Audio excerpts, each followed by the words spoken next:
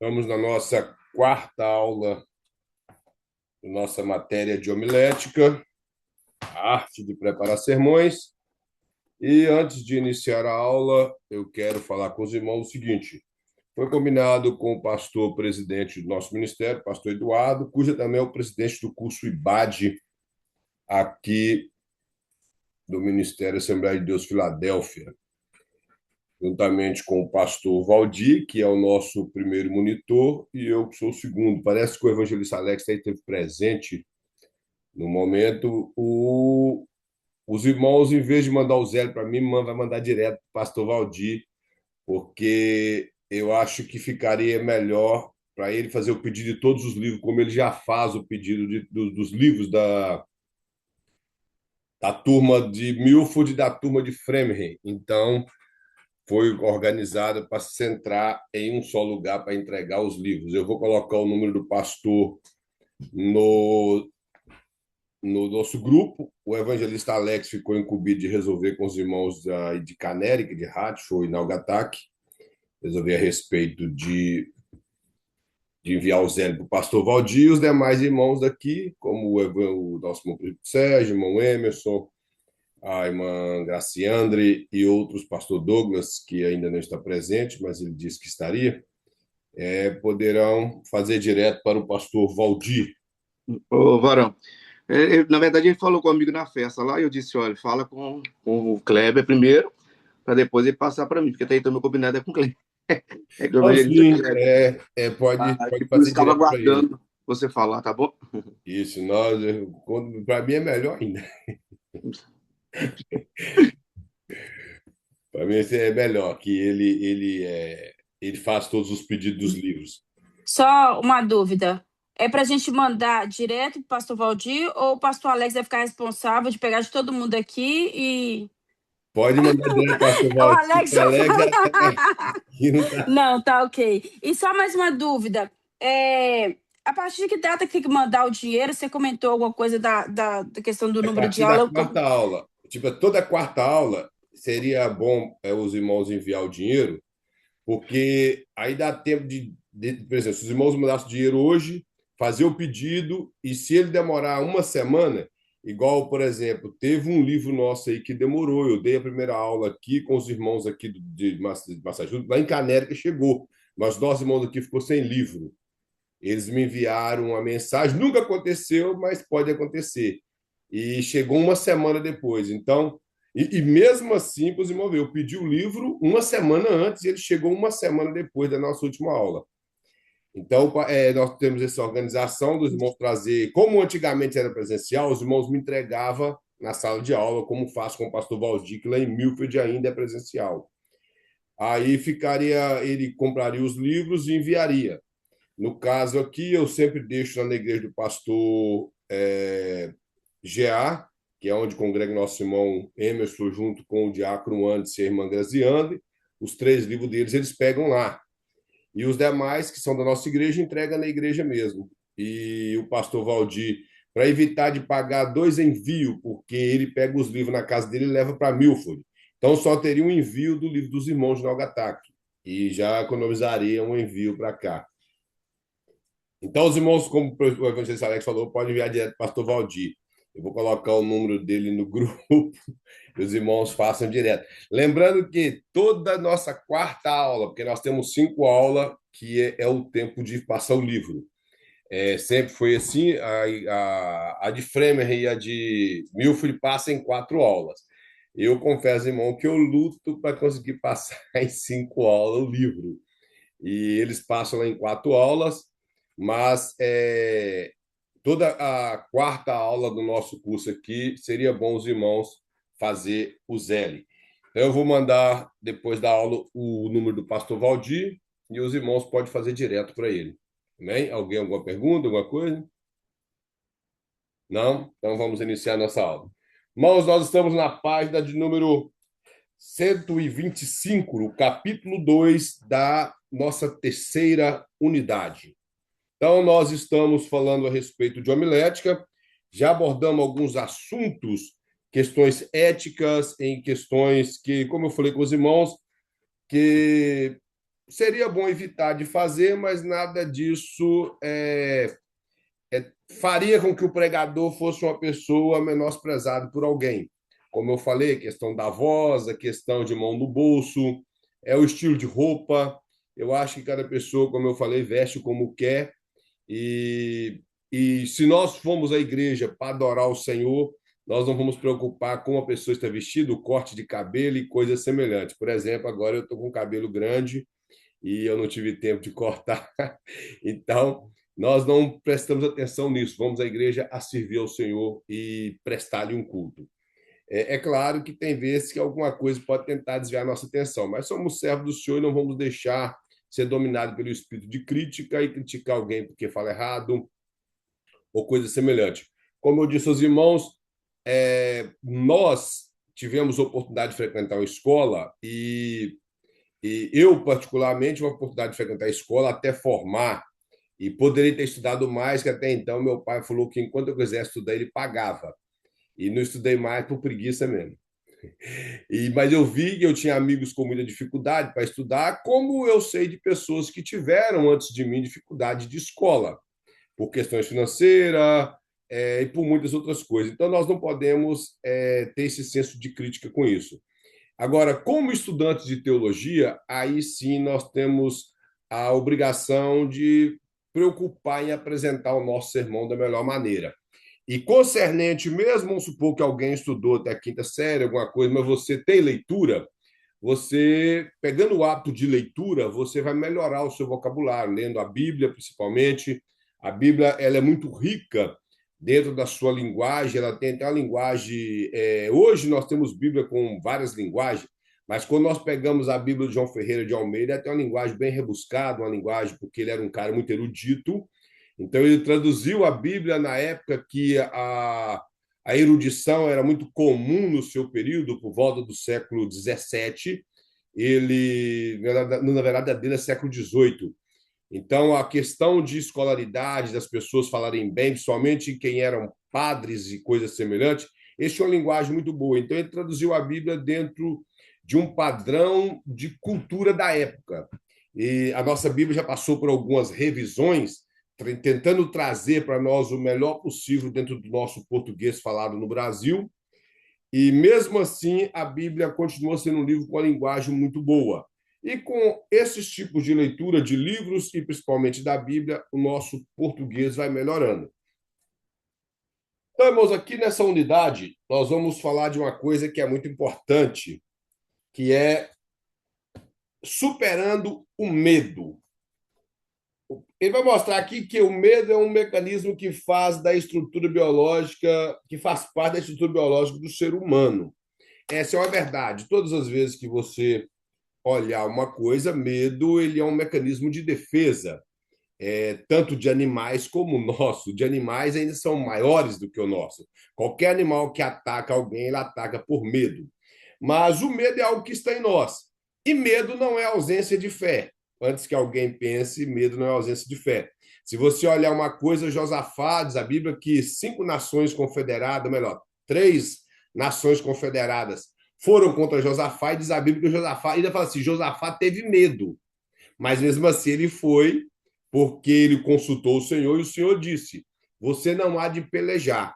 E diz a Bíblia que as próprias nações lutaram entre elas e exterminaram uma a outra. E Josafá não sequer precisou levantar a espada, mas a Bíblia fala que ele teve medo. Mas mesmo assim ele se prontificou para a batalha. Então, medo não é ausência de fé, medo é mecanismo de defesa. E o medo que às vezes nós somos tomados, por exemplo, eu já disse para os irmãos, eu tenho 28 anos que eu prego o evangelho. E não é pela multidão e por coisa assim. E todas as vezes que eu assumo uma tribuna, a gente sente aquele calafrio. A gente fica, não que é inseguro, mas você fica com um pouco de medo com determinadas coisas que você vai falar, o povo em si, não que você está preocupado se o povo vai receber ou não vai receber a sua mensagem, mas é porque é uma responsabilidade muito grande você transmitir a palavra do Senhor. Então é normal termos medo. Mas esse medo não pode fazer com que nós venhamos a fracassar em transmitir a mensagem de Deus. Avisando aqui, irmãos, o pastor Douglas ele vai ficar com a sua câmera desligada porque ele parece que está trabalhando, quer participar da aula, mas está trabalhando. Então, o caso dele é entendido, como eu falei com os irmãos, se alguém está trabalhando, algum fazer dentro de casa que impeça que ele possa estar com a sua câmera ligada, mas quer participar da aula, nós não temos problema com isso.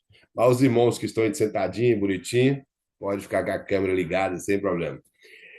Então, o medo, ele não pode sufocar a ação do Espírito Santo em nossas vidas. É esse ponto de vista aqui que o escritor do livro quer transmitir para nós.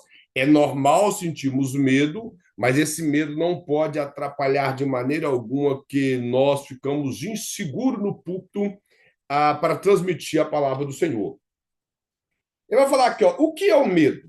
Ele vai falar que o medo é um estado emocional que se apresenta no indivíduo quando está diante de algo que representa ameaça. Aqui ele está se colocando no sentido etimológico da palavra, ou seja, a origem da palavra é nesse sentido, que é claro que em questão de pregar não é ameaça nenhuma o povo de Deus que está ali, a nossa plateia nos assistindo e cultuando ao Senhor, não é ameaça, mas no sentido da origem da palavra é isso, o medo nós sentimos quando sentimos ameaçado. E ele vai mais, o medo, cá na outra página ele falou, o medo atravessa 4 fases. Ele vai mostrar que quando nós sentimos medo, ele atravessa essas 4 fases. Na página 126, ele fala assim, grande imaginação. Ele vai dizer, por exemplo, a pessoa irá pregar, mas começa a imaginar coisas do tipo, e se eu esquecer o que devo falar? E se perder a voz? E se derem risada de mim? E se a igreja não gostar do que eu estou pregando? Isso é normal, nós fazemos essas perguntas quando nós iniciamos o nosso ministério da pregação. Eu, particularmente, já tive medo de pregar, não das pessoas gostarem ou não. Graças a Deus, essa parte eu nunca tive e hoje muito menos. Sabendo que eu ainda prego o evangelho, que é de Jesus, eu não estou importando quem vai gostar e quem não vai. Se não gostar, que não come, não me convida novamente. Que eu não me importo. Uma vez eu fui pregar na igreja do nosso campo lá em Patinga, vou até falar, a igreja do Almalanari, quem conhece que sabe. E eu preguei lá e sempre no final eles tinham lá aquelas barraquinhas onde tinha as coisas para comer, nem me levaram lá. O rapaz custou me dar o dinheiro da passagem de volta, porque nunca mais voltei para pregar lá. Então, não me importou, mas a mensagem de Deus foi transmitida, não tem problema. Nunca mais voltei para pregar. Então, irmãos, ele mostra aqui que nós podemos ter medo. Tipo, se você for esquecer, é a razão que precisamos do esboço. A questão da voz, é claro que isso é preocupante, mas eu, particularmente, já perdi a voz várias vezes pregando, por falta de retorno. Eu falo alto, e igual eu conheço o evangelista Alex também, que fala alto, e o presbítero Sérgio fala alto. A gente começa falando alto, e se o retorno faltar, o nosso time de voz continue, e pouco tempo estamos roucos, porque começamos a não nos ouvir, começamos a aumentar mais a voz. Então, é um problema. E tem algumas irmãs também que pregam mais explosivo do que a gente, aí ela perde a voz com muita facilidade. Mas esse medo, como o comentarista mostra aqui, é algo imaginário, que você... como que diz aquelas frases, é sofrer antes do acontecido. É a pessoa com sofrimento precoce. Ele nem começou a fazer e já está desesperado. O segundo, ele mostra sobre o medo propriamente dito. Então, ele falar que o exemplo o pregador pensa que se der branco, passará vergonha, não saberá o que fazer, e as pessoas começarão a falar dele e a rir e cairá no descrédito. Se o pregador, irmãos, não estiver preparado, ele tem essas possibilidades, como mais na frente do livro nós vamos ver, de realmente ter um branco.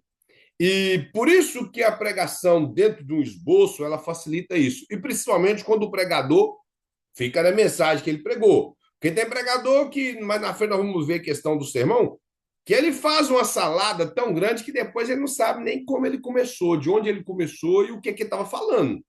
E o povo não entendeu nada. O povo não entendeu nada. Ele lê em Gênesis, vai para Apocalipse, Apocalipse ele volta para Ruth, de Ruth ele vai para Esté, de Esté ele vai para Mateus, de Mateus ele vai para Paulo, de Paulo ele volta para João. No final das contas, ele termina contando uma história que ninguém sabe de nada. Aí você fica naquela frase: no início eu não entendi nada, e no final ficou igual no início, porque você realmente não entendeu nada do que a pessoa falou. Então a mensagem tem que ter um foco, nós vamos ver na questão do sermão, e principalmente o nosso sermão tem que alcançar todas as pessoas. Se tem uma coisa que eu aprendi no curso teológico é que o seu sermão tem que alcançar o mais intelectual da igreja, como tem que alcançar aquela irmãzinha que não frequentou escola. Ele tem que falar com ela, com aquele irmãozinho que não frequentou escola. Nosso sermão tem que alcançar todas as pessoas da igreja.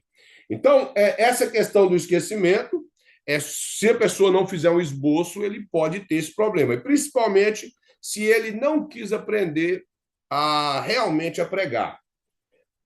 O terceiro, ele fala que o medo pode paralisar ou acelerar. Isso aqui é uma coisa muito séria. Ele fala, por exemplo, se o pregador decidir enfrentar o auditório, mas continua pensando que as coisas ruins irão acontecer, na hora da ministração, seu corpo reagirá, podendo bloqueá-lo, deixando sem voz. Essa questão aqui é uma questão muito séria, porque se a pessoa estiver insegura, ele realmente pode acontecer isso com ele.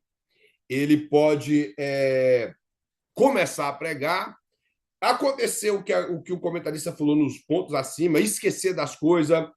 Ali ele pode ficar pensando no público que está vendo ele, o que, é que o público está pensando.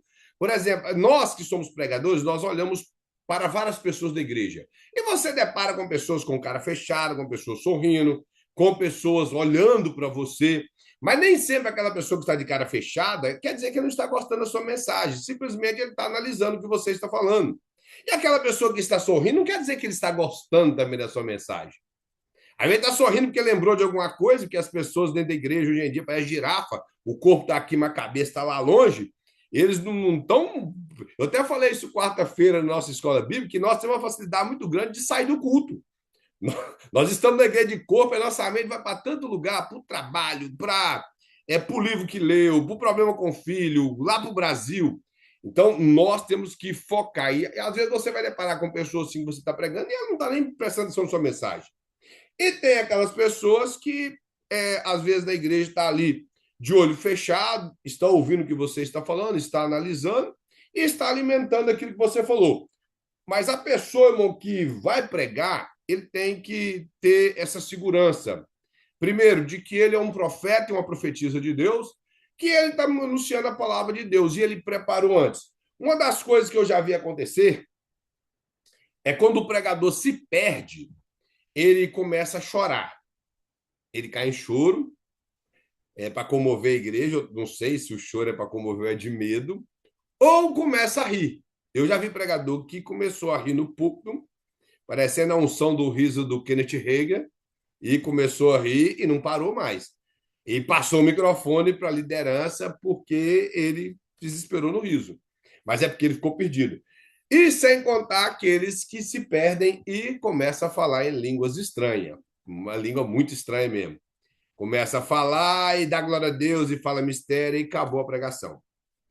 Então, eu não tenho nada contra um pregador que prega e fala línguas estranhas no púlpito. Isso não tem nada demais. Nós somos pentecostais e isso não atrapalha a pregação. Quem fala que atrapalha é porque não tem convivência com essa ação sobrenatural do Espírito Santo. É quem não tem experiência. Porque isso não atrapalha em nada. Você está pregando e fala em mistério. Agora, você não pode perder e colocar lá uma língua muito estranha no meio e falar que é poder de Deus para desviar o foco daquilo que é. Então, o pregador, ele não pode se paralisar e nem tampouco ficar desesperado, acelerado, quando ele está pregando por falta de preparo. Todo preparo, irmão, de um pregador ainda é pouco. Como nós já falamos, o preparo na sua leitura, na oração e na dependência total de Deus. Há um erro muito grande que as pessoas interpretam 2 Pedro, capítulo 3, versículo 18, que fala: crescei na graça e crescei também no conhecimento. O que o povo interpreta? Crescer na graça, no poder de Deus, no conhecimento, leitura da Bíblia. Não tem nada a ver. Graça é todo o favor de Deus. Ou seja, o que Pedro está dizendo quando ele termina sua carta? Que aquele povo que estava na dispersão, que tinha medo das perseguições, e que eles estavam dando ouvido aos ensinamentos contrários à palavra de Deus, Pedro exorta esse povo a voltar para as Escrituras e estudar as Escrituras. Mas ele vai dizer para eles, mas crescer na graça, ou seja, todo o favor de Deus e no conhecimento.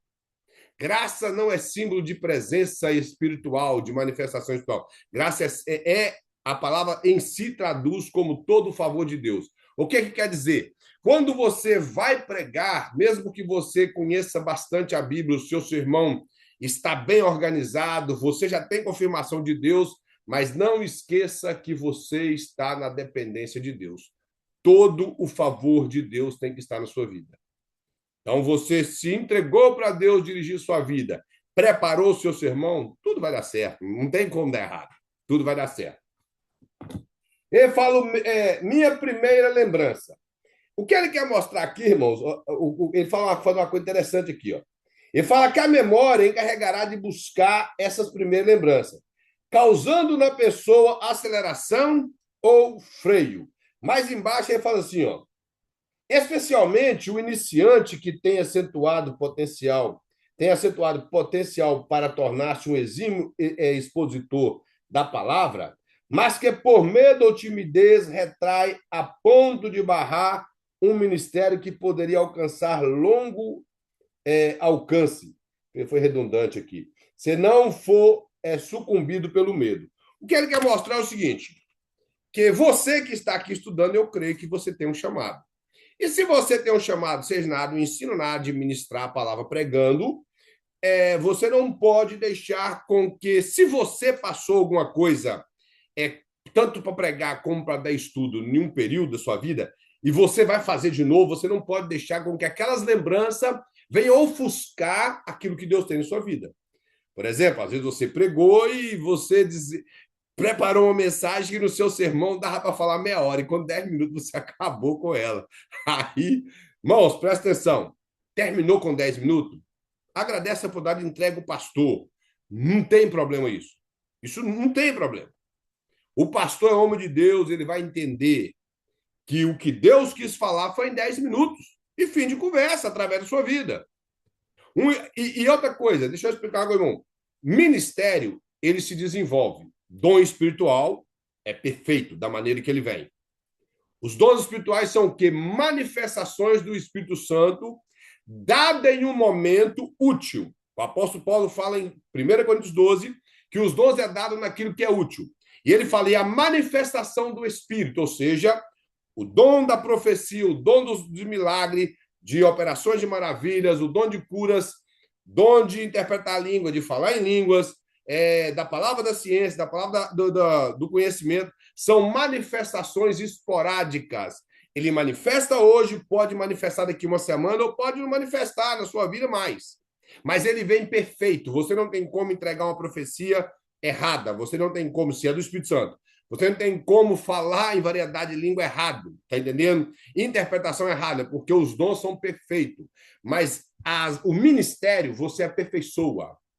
Você vai pregando hoje, prega amanhã, prega depois de amanhã, vai pregando e você vai aperfeiçoando. Começa com 15 minutos, 20, quando você assusta com 30, quando você pensar 45 minutos já é pouco, e você vai indo embora. É assim que começa. Mas se você não iniciar, você não tem como sair dali. Então, o que ele mostra aqui é isso, que há pessoas que, ao lembrar da sua primeira experiência como pregador ou ensinador, ele vai ter uma certa dificuldade. Paz, meus irmãos, a primeira vez que eu dei um estudo bíblico na minha vida foi numa igreja batista tradicional lá do bairro Mangueiras. A igreja batista ali indo para o lado do Santa Terezinha. E a igreja batista, irmão, é uma igreja de pessoal bem conceituado no conhecimento bíblico. Eu estava na metade do meu curso teológico. Só que eu lembrei de um estudo que um pastor havia dado, e eu tinha feito as anotações e eu ministrei o estudo. E fui convidado depois de novo para estar lá. Mas foi a primeira vez que eu dei um estudo bíblico. Com muita dificuldade, mas consegui. A primeira vez que eu preguei 25 minutos, mas parecia que aquele negócio era uma eternidade. Parecia que nunca mais acabava. Sem contar a primeira vez que eu ganhei uma oportunidade para dar uma palavra. Eu li um versículo e eu não concordava que eu só ia ler e ia agradecer a oportunidade. Eu acho que na minha mente eu tinha que falar alguma coisa. Mas eu acho que eu falei 1 minuto, parecia que eu tinha falado 10. Um desespero que esse negócio nunca mais acabava. Eu falei, pelo amor de Deus. E Deus foi abençoando. E hoje, se deixar o presbítero Sérgio ver isso, deixar, vai embora. 40, 50 minutos e não para mais, não. Então, o ministério é assim, ele é aperfeiçoado. A cada dia você vai aperfeiçoando, vai melhorando. Outra coisa que não está no livro, mas eu vou falar.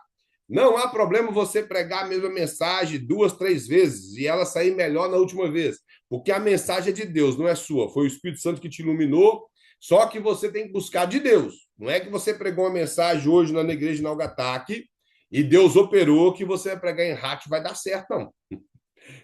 Tem que lembrar disso. Não é que aconteceu uma vez em um lugar vai dar certo, não. Então tem que esperar a direção de Deus. E há mensagens que são mensagens que servem para todas as igrejas, e há mensagem que não. Então nós temos que entender isso.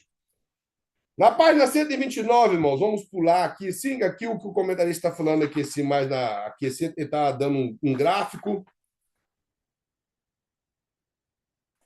Ele mostra um gráfico, na outra página é só complemento. Aí ele fala encarando o medo. Primeira coisa que ele fala é que nós devemos reconhecer que está com medo. Se a pessoa reconhece isso, ele já está na vantagem. Que aí a sua dependência de Deus fica maior ainda. Porque se ele acha que ele consegue, que ele faz, ele não vai depender de Deus. Ele vai simplesmente subir no púlpito e falar: eu tenho boa retórica, tenho oratória, sei citar alguns versículos bíblicos, ou às vezes ele até conhece a Bíblia. Mas, se ele não souber aquilo que Deus quer transmitir, ele simplesmente vai despejar uma mensagem no povo e não vai ser profeta. Talvez ele até vai ser um expositor bíblico, mas não um profeta. Porque além de pregador, você tem que entender que você é profeta e profetiza na igreja.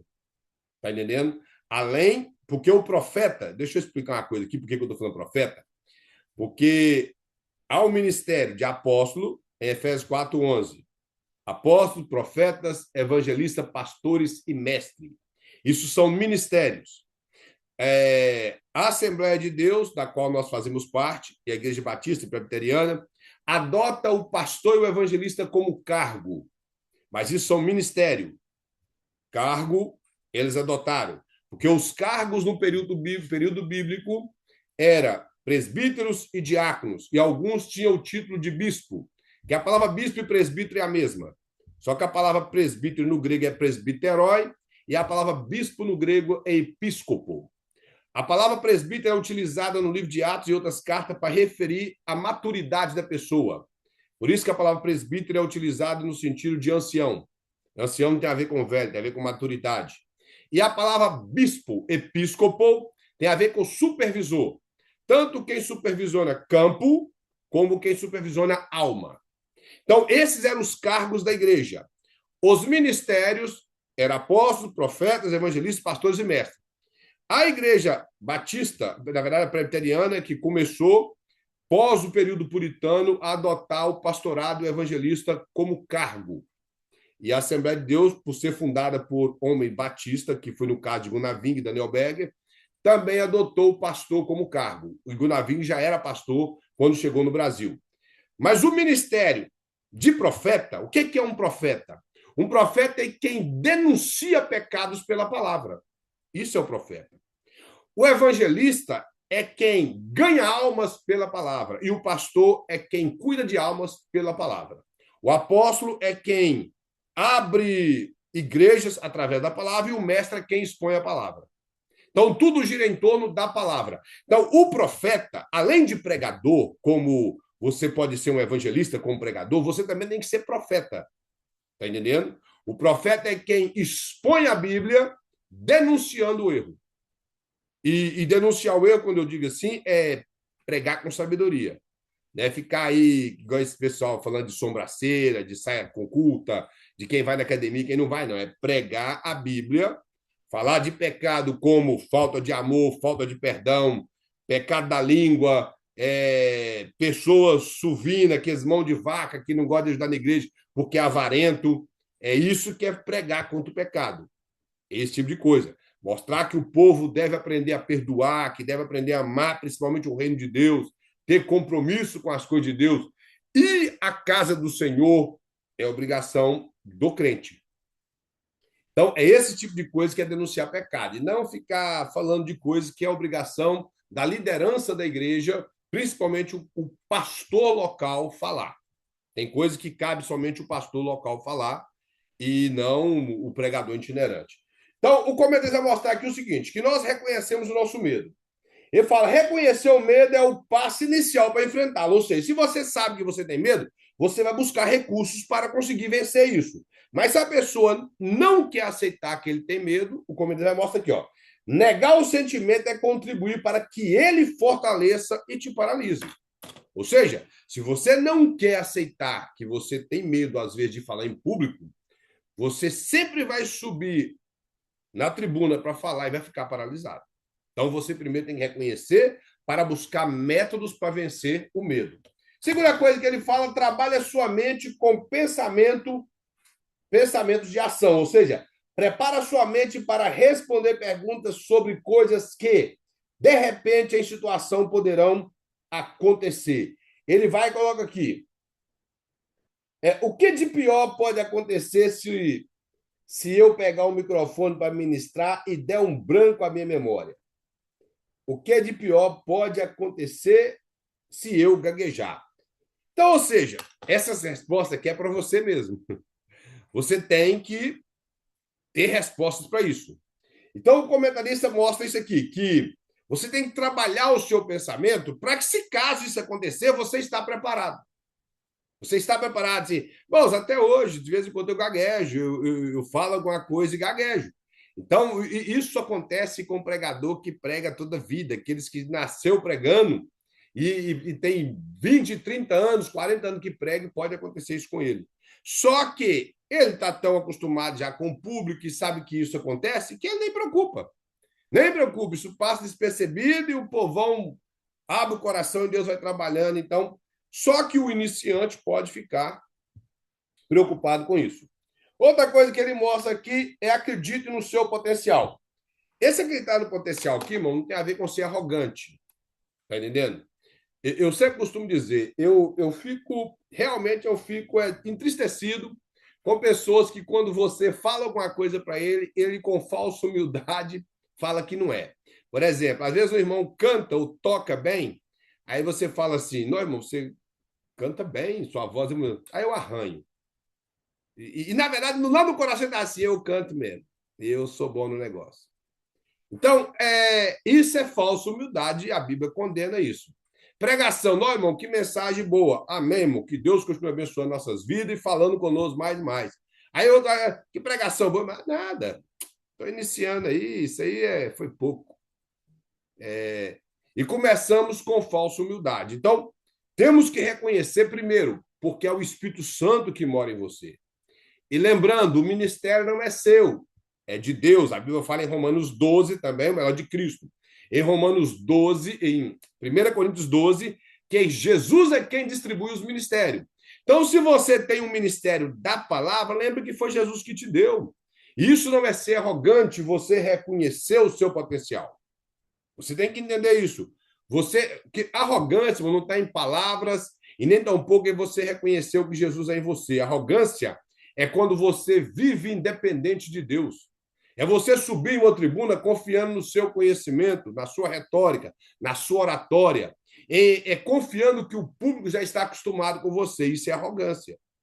Agora, você entender que Deus te ministrou algo no coração, que Deus depositou em você valores, de forma alguma isso é ser arrogante. Isso é você entender que Deus te chamou. Então, o comentarista mostra aqui. Acredita em você. Confia em si. Confiar em si é uma forma de encarar o medo e vencê-lo. Mais embaixo ele fala assim, Confiar nos seus talentos. Uma pessoa insegura tem dificuldade em crer que pode fazer algo bem feito. Então, quando você tem segurança do seu chamado, dos valores que Jesus depositou em você, e você entende que o seu ministério está sendo desenvolvido, você não vai ter essas dificuldades. E como eu disse, você não vai ser arrogante, você vai simplesmente entender que Jesus te chamou e confiou o ministério nas suas mãos. Então, isso faz com que você tenha segurança no momento de ministrar a palavra de Deus. Irmãos, é o final aí, se você observar, é só um complemento. Já o ponto 224 e o ponto 23 são repetições do que já foi falado. Então, não há necessidade de lermos e nem ater a isso. Eu vou estar aqui no quarto capítulo. Alguém falou alguma coisa? Alex. Deixa eu te falar. Essa questão do medo, é bom ressaltar também que, às vezes, quando a gente já está começando, até com o tempo mesmo, é comum a gente ficar nervoso. E a primeira coisa que a gente fala quando a gente está nervoso, irmão, perdoa que eu estou nervoso. É sempre bom ressaltar que não é bom falar isso. Por quê? Às vezes a pessoa, nós que está aqui vendo, nem percebeu.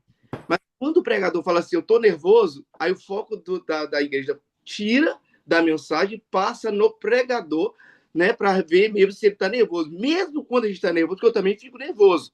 Tem algum tempo a gente prega, e a gente fica nervoso, mas eu não passo isso para a igreja. Eu não demonstro. Por dentro, o nervosismo está saltando, mas por fora parece que eu estou dominando. Tá tranquilo. Mas o coração tá cardio. Então é bom ressaltar isso. Por quê? Porque quando fala, meu irmão, estou nervoso, você perde o foco total e a igreja perde o foco na mensagem, acaba voltando a você. Depois você até desenvolve uma boa mensagem. É verdade. É só o momento mesmo que acontece.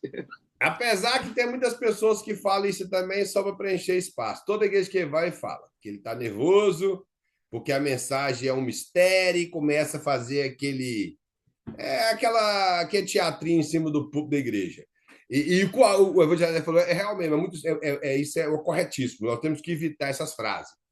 Tem muitas frases faladas em púlpito de igreja que só misericórdia. Essas do início aí, que são frases de efeito. A pessoa, quando ela nervosa, realmente a gente repara quando alguém está nervoso no púlpito, que tem uns que ele transmite muito seu nervosismo, não tem como esconder. Agora, o que o Evangelho falou realmente isso ocorre com a gente. Às vezes estamos, mas estamos tranquilos porque estamos na mão de Deus. E sabemos que vai desenvolver e que Deus vai abençoar, então nós deixamos o nervosismo de lado. Agora, evitar essas frases é a melhor coisa que existe. Esse negócio de que eu estou nervoso, não sei o que eu vou falar, eu estou aqui, mas nem sei o que eu estou fazendo aqui, então vai embora e dá para pregar. Esse negócio não existe. Você está lá porque você foi convidado pela liderança da igreja e o Senhor te deu aquele dia de oportunidade para você ministrar a palavra. Então, façamos bom proveito dele. O sermão e o seu propósito. O comentarista vai mostrar isso aqui, o sermão e o seu propósito. No segundo parágrafo, aí no início, ele fala assim, como é triste ouvir um sermão ou constatar que o pregador não tem propósito claro em sua mensagem. A sensação que dá é que ele está atirando para todos os lados, soltando ao ar frases e ideias que não se conectam, deixando os ouvintes perdidos.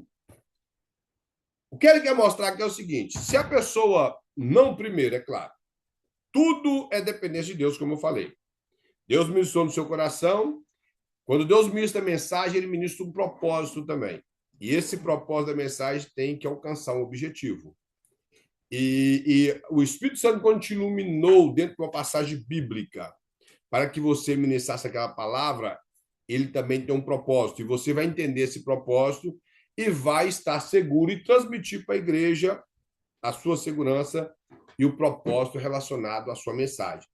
Agora, se a pessoa, como o comentarista mostra aqui, ele não preparou, ele não tem um propósito, e a sua pregação fica dispersa, ele começa a falar coisas sem nexo, o povo já entende que ele não tem uma mensagem e que ele está bastante perdido no público. Então, esse tipo de coisa, o comentarista mostra que nós temos que tomar cuidado com isso, porque a partir do momento que você traça em alcançar um objetivo, você vai traçar propósitos para chegar naquele objetivo. E na pregação não é diferente. Ele vai diz mais: pregando sem prejudicar o culto. Ele fala, a pregação geralmente é o momento ápice de um culto, ou seja, é a parte, da maneira que ele mostra aqui, mais importante do culto. Evidente que o culto é feito de conjunto de coisas, e um culto, todas as partes dele é importante, mas o momento da pregação, ele é o momento que requer mais atenção do povo. O apóstolo Paulo nos dá um exemplo do que é culto em 1 Coríntios, capítulo 14, versículo 26, que ele fala, quando vós reunidos, ou seja, quando vocês reunidos nas casas para cultuar, uns têm salmos, que seja hinos bíblicos, hinos, ou seja, Bíblia cantada, outros têm doutrina, exposição da escritura, outros têm língua, manifestações espirituais, interpretação, manifestação, revelação. Então, o culto é feito de detalhes e, primeiramente, dirigido pelo Espírito Santo. Mas o momento da pregação é um momento que as pessoas têm que voltar total atenção para saber o que Deus quer falar naquele momento. Indiferente se já houve milhões de revelação ali de Deus, através de um vaso, de uma irmã, que Deus trouxe revelações ali, através dos dons, profecia e revelação de língua. Não é maior do que a pregação da palavra de Deus.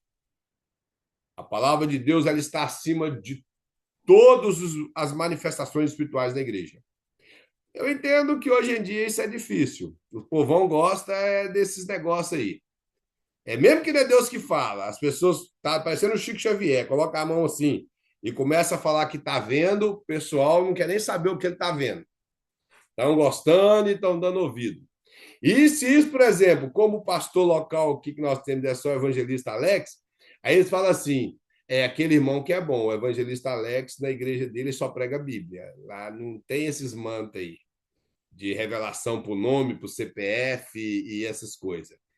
Então, nós, irmãos, eu acredito que Deus revela nome, CPF, tudo, mas tem que. Eu, particularmente, não interesso no meu CPF, que eu não sei nem de cor. Se alguém falar comigo, eu vou ter que conferir para ver se é verdade. Mas o que é importante em um culto é a pregação, porque a pregação ela abrange todos, porque a pregação, saindo da Bíblia, ela é universal. Os dons espirituais, eles são manifestos para aquilo que é útil, nem sempre é para toda a igreja. Às vezes é para indivíduos. Então, não vai alcançar todo mundo. E talvez você já se perguntou, quando ocorre aqueles casos na igreja que o profeta ou a profetisa está entregando manto para todo mundo, aí tem uma pessoa do seu lado esquerdo, do seu lado direito, e ele entrega para o da esquerda e te pula e entrega para o da direita. Aí você pensa, poxa vida, Jesus não me viu aqui nesse lugar, não? Não estou invisível aqui? Já vai reparar isso? E entrega para um monte de gente da igreja e o outro está lá, querendo ouvir Deus falar e nada. Então, já a pregação alcança todos. Aqueles que estão desejosos de ouvir a voz de Deus através da Bíblia, eles são alcançados pela pregação. Página 134. Ele vai dizer o seguinte: a igreja anseia por esta hora final, ao menos deveria ansiar, que é o momento da pregação.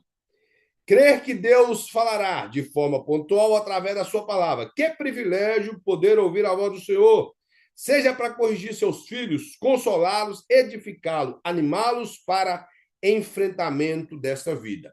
Ou seja, a igreja tem que estar focada no momento de cultuar a Deus, de prestar um serviço a Deus, que o momento que Deus vai falar através das Escrituras Sagradas é muito importante. E isso tem que estar no nosso coração, o desejo de ouvir a palavra do Senhor. Irmãos, ali na nossa igreja que eu congreguei, o Evangelho congregou no bairro Mangueiras, lá tinha uns infelizes, que eram os instrumentistas, que todos os momentos da pregação eles saíam do culto. Eu estou falando sério, irmão. Comigo eles não tocavam. Era o primeiro dia que saí, no outro dia já nem sentava lá para tocar. Só que o pastor era paciente. O pastor Daniel ele tinha um coração maior do que eu inteiro. E de um coração muito grande, tinha paciência com ele. Só que teve uma vez, eu não vou dar o nome do menino, não, mas tinha um dos meninos lá que ele tocava, ele fazia a guitarra até chorar, parecia o Jimi Hendrix evangélico. E ele tocava muito, mas sempre terminava, na hora da pregação ele saía. E um dia ele saiu, isso aqui não é verídico. Eu não sei, eu acho que o evangelista Alex não estava na igreja nessa época, não. A Ariane, mas a Gleice era muito novinha na época. E esse rapaz, o diácono, o presbítero Sérgio vai lembrar que já acontece a história da igreja. Ele saiu e foi para a esquina, nessa esquina era perto da avenida, e lá tinha uma lanchonete, ele ficava ali. E tem um rapaz lá no bairro, que para mim, quando eu saí do Brasil, ele estava evangélico na igreja quadrangular, hoje eu não sei. Ele era um camarada que tomava remédio controlado, o Genesi, filho do Juca. Ele. Bom, foi Deus que usou aquele menino. Ele veio e pegou esse rapaz pelo braço e falou com ele: rapaz, o que você está fazendo aqui fora? Você tinha que estar dentro da igreja. E deu-lhe um monte de chute. E levou ele até na porta da igreja puxando pelo braço. Para que ele ficasse no culto. Eu estou falando sério, mas isso aconteceu. Ele bateu nesse rapaz, quase que eu falei o nome dele aqui, para que ele aprendesse. Então, o comentarista mostra uma coisa que interessante: é esse desejo de ouvir a pregação. Hoje nós estamos vivendo na época onde as cantarolas é muita cantarola. É cantarola demais, pouca pregação.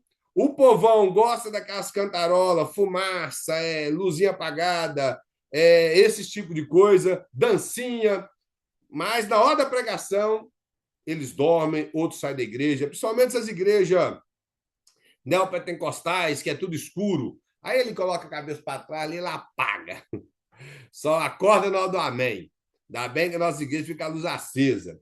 E não tem como dormir comigo pregando, tanto que eu grito, então não dorme mesmo. Agora, uma coisa é, irmão, o povo tem que ter desejo de ouvir a palavra de Deus. E vamos ser verdadeiros, irmão. Os irmãos que não começou a pregar, que quando começar o que já prega, sabe que é verdade. A gente passa em igrejas aí que só misericórdia. Só misericórdia. E os pessoal gostam de falar dos jovens. Não estou falando de jovens, estou falando de gente velha, da igreja, que dorme, que sai da igreja, e principalmente com esse bendita cantina nas igrejas. Aí eles vão lá para a cozinha e nunca mais voltam. Nunca mais volta para o culto. Ele fala assim, mais, alguns sermões, no segundo parágrafo, alguns sermões têm a capacidade de atrapalhar o culto. Algumas vezes o culto seria melhor se não houvesse sermão. Isso aqui é triste, ele até coloca aqui que isso é muito triste o que ele põe aqui. Embora essa afirmação possa assustar alguém, o que o referido autor quer dizer é que, em determinadas situações, o culto está fluindo magnificamente, com louvor maravilhoso, orações tocantes, inspiradoras que preparam o coração da igreja para receber a mensagem, até que vem o ministro e quebra todo o ritmo do culto com seu sermão despreparado, repetitivo e cansativo por cerca de meia hora ou mais. Para ilustrar, ele apresenta 12 tipos de sermões que prejudicam o culto. Então, antes de entrar nisso aqui, deixa eu tentar falar aqui. O que ele quer mostrar é que, infelizmente, existem pregações realmente que são cansativas. Isso não torna errado o que eu falei antes, porque o crente verdadeiro, mesmo que a mensagem é cansativa, ele está na igreja para servir a Cristo. Então, ele não vai sair, ele não vai lá para fora, ele não vai ficar no banheiro, não vai beber água aqui. O bebedor sofre nos momentos de culto. A pessoa passa o dia inteiro sem beber água, mas na hora do culto ele bebe água 200 vezes e bebe mais água do que um camelo. Vai toda hora no bebedor. Então, a pessoa que serve a Deus de verdade, ele vai respeitar o tempo do pregador, mesmo que a pregação está monótona, ele está perdido, ele está ruim. Ele está respeitando porque ele serve ao Senhor verdadeiramente. Então, ele não está preocupando. Mas uma coisa é verdade, irmãos. Existe aquelas mensagens que é igual espada. É chata e longa. Não é aquela corta para os dois lados. Ela é chata e longa. E o comentarista mostra aqui que isso é o pregador sem preparo. É o pregador sem preparo. Eu falo a verdade, já depois que eu estou na América, 21 anos que eu estou aqui, eu realmente tenho escutado muitas mensagens que a gente vê que a pessoa está despreparada. Mas no Brasil eu ouvia mais. No Brasil eu já ouvi mensagens que você entendia que o pregador ele não tinha preparo nenhum para estar ali. Eu tomo culto, eu sou responsável pelo culto de missões aqui da Igreja de Malda. Quando eu convido o pregador, ele tem no mínimo 3 semanas para poder preparar uma mensagem. Se ele não preparar, realmente é porque ele é relaxado. Ele tem no mínimo 3 semanas para que ele possa pregar. Eu já fui convidado para pregar do domingo de manhã para pregar à noite. Isso aí já fizeram comigo. Na verdade, eu já fui convidado, eu saí de casa 8h30 da manhã, para chegar no culto 9, e o pastor me ligou falando que eu queria pregar. Então, mas o Senhor teve misericórdia. Agora, a pessoa tem esse tempo para preparar a mensagem, mas não prepara, E lembrando que você pode preparar uma mensagem que o Espírito Santo de Deus, mas a sua dependência do Espírito Santo. E pode chegar no momento, ele te iluminar outra mensagem e você pregar essa outra mensagem. Como aconteceu comigo, a última vez que eu preguei em Framingham, eu preparei um sermão, isso fui eu que preparei, e quando eu cheguei lá, me veio à mente outro sermão, que o Espírito Santo me iluminou. Eu não tinha escrito nada, mas preguei o que Deus havia colocado no meu coração. Então, nós temos que entender isso. Se a pessoa teve tempo para preparar, de maneira alguma, sua mensagem pode ser monótona e atrapalhar o culto, como o comentarista mostra aqui.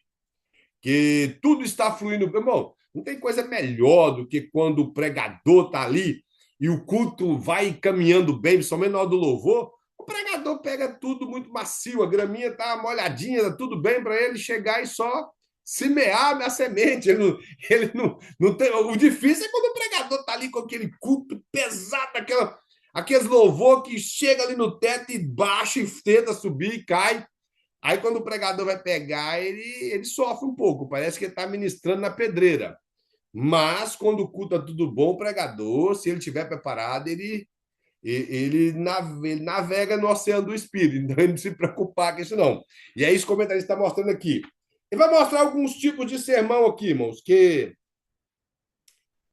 atrapalham o culto. O sermão comédia. Ele fala tipo de mensagem que traz piadas, histórias engraçadas, cujo intuito é fazer o povo dar risada e se divertir. E nesse tipo de sermão, falta profundidade na exposição bíblica. Presta atenção aqui, o comentarista quer mostrar aqui não é que você não vai falar alguma coisa que vai causar riso no povo. Não é isso. De repente você fala alguma coisa brincando, mas foi só aquilo e você volta para a sua mensagem. Não estou entendendo? Isso ocorre com o pastor da igreja, com alguma pessoa, você está pregando, você fala alguma coisa cômica, já volta para o seu sermão. Mas o que ele está dizendo é que a pessoa prega só fazendo isso. Foi por isso que eu dei o exemplo do Cláudio Duarte na aula passada. Que a tendência dele é pregar fazendo o povo rir. E isso, irmão, não faz sentido na igreja. A exposição bíblica tem que ser exposta com seriedade, sinceridade e com verdade. Não ficar provocando, parecendo que nós estamos ali fazendo um stand-up. Não, a pregação é coisa séria. Então, esse tipo de sermão cômico mata o culto. E, como eu disse, eu não tenho nada contra a pessoa fazer alguém sorrir na igreja por alguma coisa que ele falou, mas o seu sermão não pode ser voltado só para aquilo. Ele fala uma coisa engraçada, o povo ri. Conta outra coisa engraçada e vai indo assim. Hoje, na verdade, o pessoal perdeu tanto pudor que as irmãs aqui, me desculpem, mas isso está sendo mais da parte das irmãs. Com mais terapia, essas terapias que esse pessoal vai nos encontros de irmã e as irmãs se acham que pode ficar em liberdade de falar um monte de asneiro com palavras de baixo calão no púlpito e ficar ali falando besteira para causar riso, essas coisas. Então, isso é complicado. E, no caso aqui, a única pessoa que me vem à mente aí é o pastor Cláudio Duarte, que tem esse estilo dele de pregação de causar situações cômicas na igreja. Então, o comentarista mostra isso. Segundo, sermão de terror. Pregações que transmitem a ideia de um Deus ruim e punitivo, sempre colocando medo nas pessoas. A Assembleia de Deus era campeã de todas as vezes subir no pódio. Em primeiro lugar, segundo e terceiro, ganhava medalha de ouro, de prata e de bronze com esse tipo de pregações. Primeiro, por interpretar o Apocalipse de forma errônea. O Apocalipse é o livro da esperança e não o livro do juízo. Ele é o livro que traz esperança para a igreja. Primeira coisa. Segundo, são essas pregações que as pessoas utilizam para dizer que Deus é o Deus irado. É o Deus que quer matar todo mundo. Se você errou, Deus vai matar você. Se você errou, Deus vai colocar uma doença no seu filho. Seu filho fez nada com o seu erro e Deus vai punir o seu filho. E é o tal daquela frase feita. Eles utilizam 2 versículos bíblicos e fala: Deus, ele é amor, mas também é fogo consumidor. Deus é amor, mas também é justiça. A justiça de Deus, irmãos, não está em contra o amor de Deus. Uma coisa não tem a ver com a outra. O amor de Deus, ele é nada mais do que a misericórdia em ação, ou a misericórdia seria o amor de Deus em ação. E a justiça de Deus é o cumprimento da lei determinada por Deus. Então, a justiça de Deus trabalha dentro do amor de Deus. E quando a Bíblia fala que Deus é fogo consumidor, a aula não é de hermenêutica, mas vamos lá. Já que os irmãos que pregaram, você não repetir essa frase. Quando a Bíblia fala em Hebreus que Deus é fogo consumidor, ela está mostrando que Deus é um Deus que ele é, eu nem sei se tem essa palavra, incopiável. Ele não pode ser copiado como o povo do Antigo Testamento fazia. Então, Moisés escreve isso em Deuteronômio e o escritor aos Hebreus cita, dizendo que nós servimos um Deus que ele é transcendente, ele não tem como fazer cópias dele, por isso ele é fogo consumidor. E não que ele é fogo que consome pessoas no juízo. Os irmãos estão entendendo? Então, essas mensagens de terror, de terrorismo espiritual que as pessoas gostam de fazer, e o maior problema é que os pregadores do terrorismo espiritual é aqueles que ficam assim, aí eles param, olham para um lado para o outro, fazem aquela cara fechada, eita, me bate o pé no chão. Aí o irmão que cometeu um erro, ele já trema as bases e já fala, vai vir para o meu lado. E os abençoados, porque hoje toda igreja tem microfone sem fio, eles andam procurando um medroso para soltar-lhe um manto.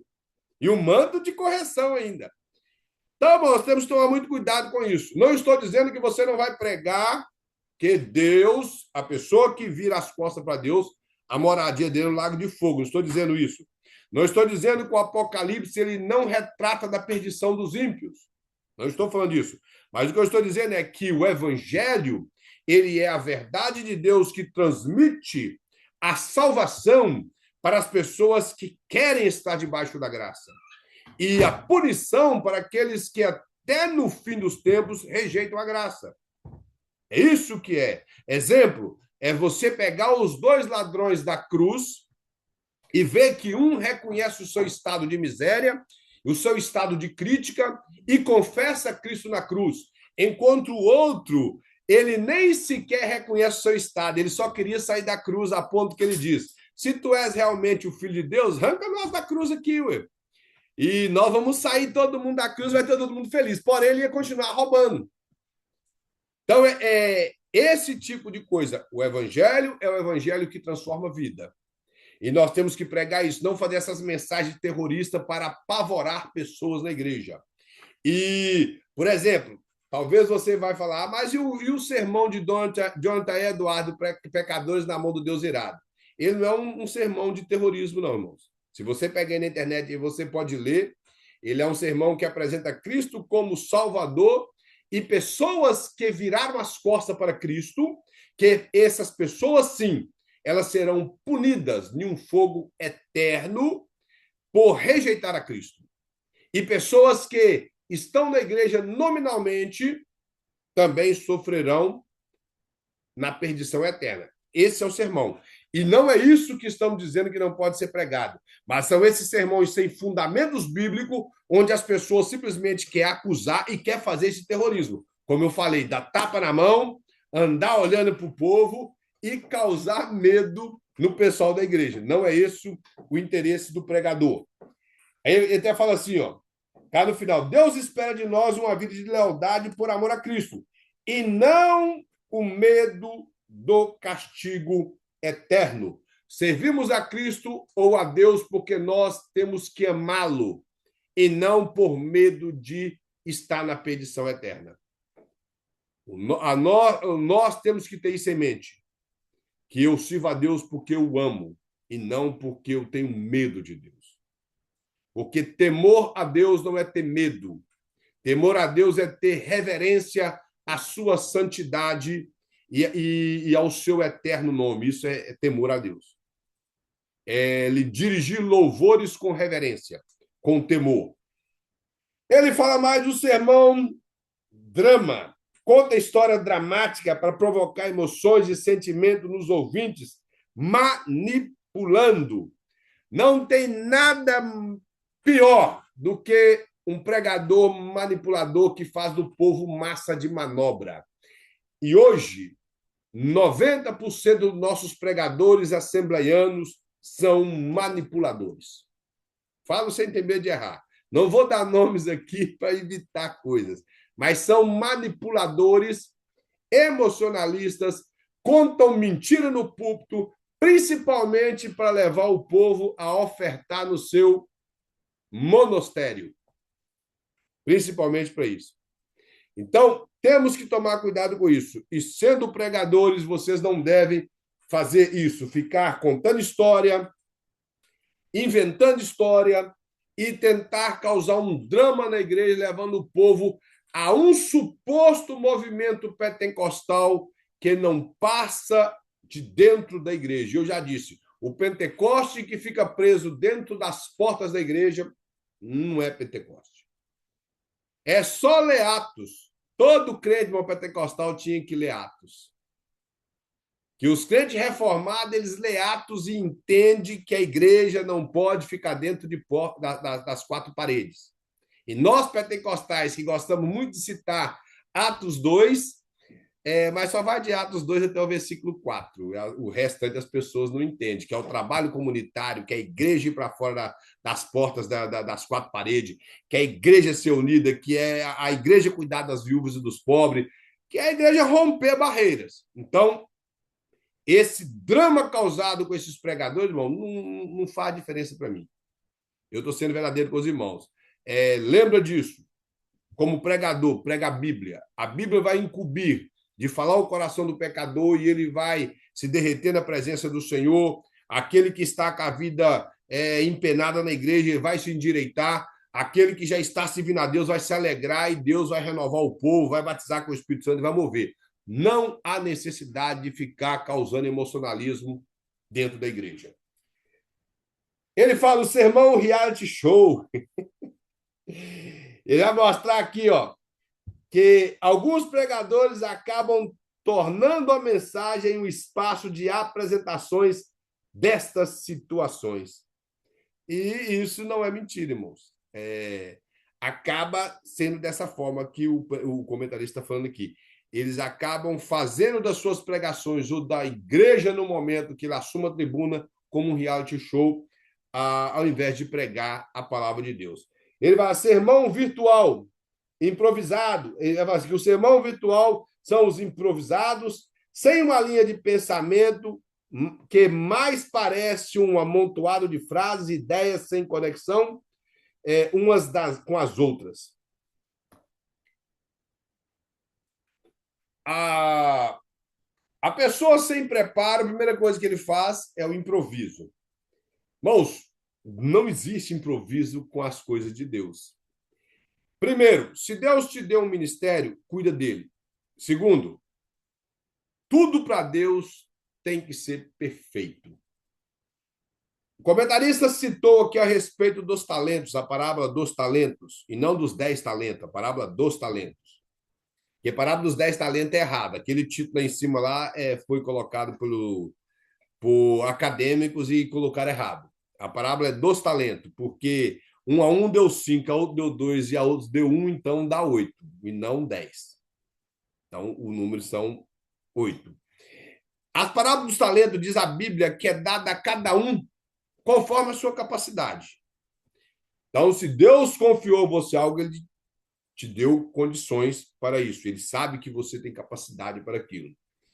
E cabe a você se organizar para que você não fique perdido no púlpito, falando frases de efeito, frases copiada, ou principalmente falando coisas que não tem nada a ver. Ocupando espaço e depois ainda fala: eu sou profeta. Eu sou profeta e eu vim aqui para trazer a palavra de Deus. E a palavra de Deus está perguntando: onde eu estou aí? Onde eu estou nesse negócio? Então, o pregador tem que tomar cuidado com isso. Ele não pode viver de improviso. As coisas improvisadas, irmãos, não saem bem feito. Quando eu disse que para Deus é perfeito, Deus não aceita nada meia boca. Entendam isso, nada. Tudo tem que ser perfeito. Eu sempre costumo recomendar para o povo ler, para os irmãos ver a perfeição de Deus, o livro de Levíticos. Eu sei que se você pegar esse livro, você vai achar ele meio ruim no início. E no final também. Ele é muito difícil de ler todo. Ele repete muitas coisas. É um livro que lá você não vai ver milagre, você vai ver mandando o povo tomar banho, o povo preparar material de prata, de ouro, de bronze, separando tribos aqui, como que vai cortar o animal. É esse tipo de coisa. Mas é uma coisa que você vai ver nos detalhes. Você vai ver que todas as coisas tinham que ser perfeitas para Deus. Nada ali era feito de qualquer maneira. Tudo era feito da maneira melhor possível. O pão tinha que ser o melhor. O trigo tinha que ser o primeiro. Ah, o primeiro trigo... Não, o primeiro trigo era de Deus. O trigo mais fino. Você tinha que comer o segundo. O primeiro azeite era para Deus. Está entendendo? Ouro, o melhor. Pano, o melhor. Tudo tinha que ser o melhor. Então, Deus não aceita improviso. E, além do mais, com o ministério da pregação. Você não pode viver de improviso. Não estou dizendo que, como eu falei, você vai chegar em uma igreja e, de repente, ele te pega lá pelo rumo, mas como você, na dependência de Deus, é estudioso da Escritura, você não vai ter dificuldade para pregar. Você está na dependência de Deus, então você vai conseguir ministrar uma mensagem. O que nós estamos falando aqui é do pregador que foi convidado um ano antes. Aí, no dia de pregar, ele vai lá cumprir a agenda e chega lá e abre a Bíblia da roleta bíblica e fala: Deus vai falar aqui. Aí abre nas páginas brancas e fala que Deus não tem nada para falar. Então termina a pregação dele. Então nós temos que preparar. Outro que ele mostra: o sermão insípido, ou seja, ele na verdade colocou aqui sem sal, mas o insípido aqui não seria sem sal. Que a Bíblia até fala do sal insípido, ou seja, que não causa sabor. Ele vai mostrar o seguinte: sobre ele pobre de aplicação. Ou seja, um sermão, irmãos, como eu falei, o que é uma pregação? Texto, interpretação e aplicação. Se a pessoa chega ali, despeja um monte de conhecimento teológico no povo, mas aquilo não trouxe aplicação para a igreja, ele mostra que ele é um sermão sem sabor. Um dia desse para trás, nós ouvimos um sermão aqui que a minha esposa até falou assim: eu nunca vi uma pregação e agora nós vamos ouvir. Era a pregação em Isaías. E o rapaz, quando ele começou, eu até falei que ele pegou um livro de teologia sistemática e ele anotou ele todo naquele sermão dele e está ali para poder expor o seu conhecimento teológico. Bom, ele sofreu com aqueles assuntos, ele queria falar dos atributos de Deus, então ele teve um sofrimento muito grande. E não conseguiu trazer algo para a igreja de aplicação. Então você tem que, além de você entender que Deus, ele é um Deus transcendente, que ele está além do nosso alcance, você tem que saber aplicar isso para a igreja. Não adianta você falar: irmãos, transcendente quer dizer que Deus está acima de nós, Deus está além do nosso alcance. Aí eu me sinto perdido, porque se Deus está acima de mim, está além do meu alcance, como que eu faço então? Está entendendo? Então você tem que saber explicar por que ele é transcendente e que aplicação você transmite para a igreja através disso aí. Então, o comentarista quer mostrar isso. A sua mensagem ela só vai ter sabor a partir do momento da sua interpretação, você aplicar na necessidade da igreja. Cada pessoa vai receber aquela mensagem da necessidade. O sermão óbvio, ele fala que sermão que diz aquilo que é do conhecimento de todos. Lembrando que isso aqui é relativo. Não é porque as pessoas conhecem sobre um assunto que ele não possa ser falado. O exemplo é, existem duas cartas na Bíblia escritas por Paulo que os teólogos chamam de cartas gêmeas, que é a carta de Efésios e a carta aos Colossenses. Elas têm partes dela que é muito parecido. Porém, as duas cartas têm propósitos teológicos diferentes. A carta aos Efésios, o seu propósito teológico é eclesiológico, é uma doutrina para a igreja. Ela tem a sua centralidade em falar daquilo que é igreja. E já a carta aos Colossenses é cristológica. Ela tem por interesse apresentar Cristo superior a qualquer principado e potestade, ou seja, poderes angélicos, e mostrar que o único merecedor de glória e honra é Cristo, que é a imagem verdadeira do Deus invisível. Esse é o propósito. Mas as cartas são gêmeas, porque ela, na questão da teologia prática, aquilo que molda o nosso viver cristão, ela aborda o mesmo assunto. Então, por isso é chamado de carta gêmea. Ou seja, o apóstolo Paulo repetiu assuntos para tratar com igrejas próximas umas das outras, que a igreja de Éfeso e a igreja de Colosso, elas eram vizinhas, porque todas ficavam no Vale do Ilírico. Então, o assunto não quer dizer que, por ele ser óbvio, não possa ser falado. Mas o que o comentarista está mostrando aqui é que existe assunto que ele já está repetido demais e a pessoa não preparou e vai para a igreja ficar falando daquele assunto que está sendo repetido constantemente na igreja. Sermão indiscreto. Ele fala que relata detalhes de fatos de pessoais que deveriam ser omitidos no discurso. Ele fala que dá detalhes, que esses detalhes podem estar relacionados à sexualidade, por exemplo. Bom, explicando uma coisa aqui. O que o comentarista quer mostrar aqui é que são sermões que, às vezes, a pessoa falam não cuidando das suas palavras. Porque não há nada demais você estar pregando e você abordar algum assunto relacionado a sexo. Não tem problema disso. A palavra sexo, como alguns pregadores pensavam antigamente, que achavam que Deus criou uma mulher e chamou o diabo e falou, vem cá, porque eu preciso de sua mãozinha aqui, igual cria o sexo. Não. Foi Deus que criou o sexo foi cercado pelo casamento, por isso ele é santificado. Agora, uma coisa temos que tomar cuidado com as nossas palavras. A Bíblia, quando vai falar que Adão teve relação sexual com Eva, fala Adão conheceu Eva. Porque o escritor bíblico foi cauteloso na sua palavra. Ele usou de uma palavra que nós utilizamos na teologia como eufemismo. Ele utiliza de uma palavra para apresentar outra. Isso é muito normal na linguagem bíblica. O apóstolo Paulo, por exemplo, ele fala dos que dormem, referindo-se a pessoas que morreram, em respeito aos familiares daquela pessoa. Então, não há dificuldade com você falar de sexo na igreja. Inclusive, é o povo de Deus que deveria falar disso. Porém, temos que ser cauteloso. E é por isso que eu estou dizendo que há alguns pregadores e pregadoras que estão achando que é bonito ficar usando palavras de baixo calão ou achar que são liberais demais para ficar falando palavras obscenas ou besteiras no púlpito da igreja. Por que eu digo que não há problema algum falar de sexo na igreja? Porque existe um livro na Bíblia que fala de sexo. E ele fala realmente da vida do casal e da vida sexual, que é o livro de Cantares. Então, não há problema nisso. Agora, a pessoa tem que cuidar das suas palavras.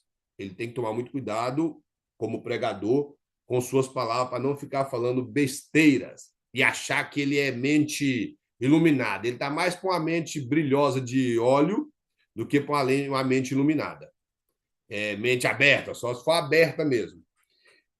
Temos que tomar cuidado com isso. Podemos falar de qualquer assunto, porém, sendo cauteloso na nossa forma de falar. E ele mostra aqui essa questão, e ele dá o exemplo disso do sexo. Uma certa vez, ouvi um pregador, eu acho que aqui os irmãos não conhecem, talvez eu possa até citar o nome dele. Pastor, não, vou citar, não. Ele pregando, e nessa época havia aparecido o pastor Cláudio Duarte. Ele ainda era pouco conhecido, pastor Cláudio Duarte. Uma das maiores autoridades em família no Brasil, em dar palestra para a família, era o pastor Josué Gonçalves, que antigamente ele era da Assembleia de Deus, hoje eu não sei de que igreja que ele é mais. E depois veio o pastor Cláudio Duarte, com as suas pregações cômicas. O pastor José Gonçalves era muito sério.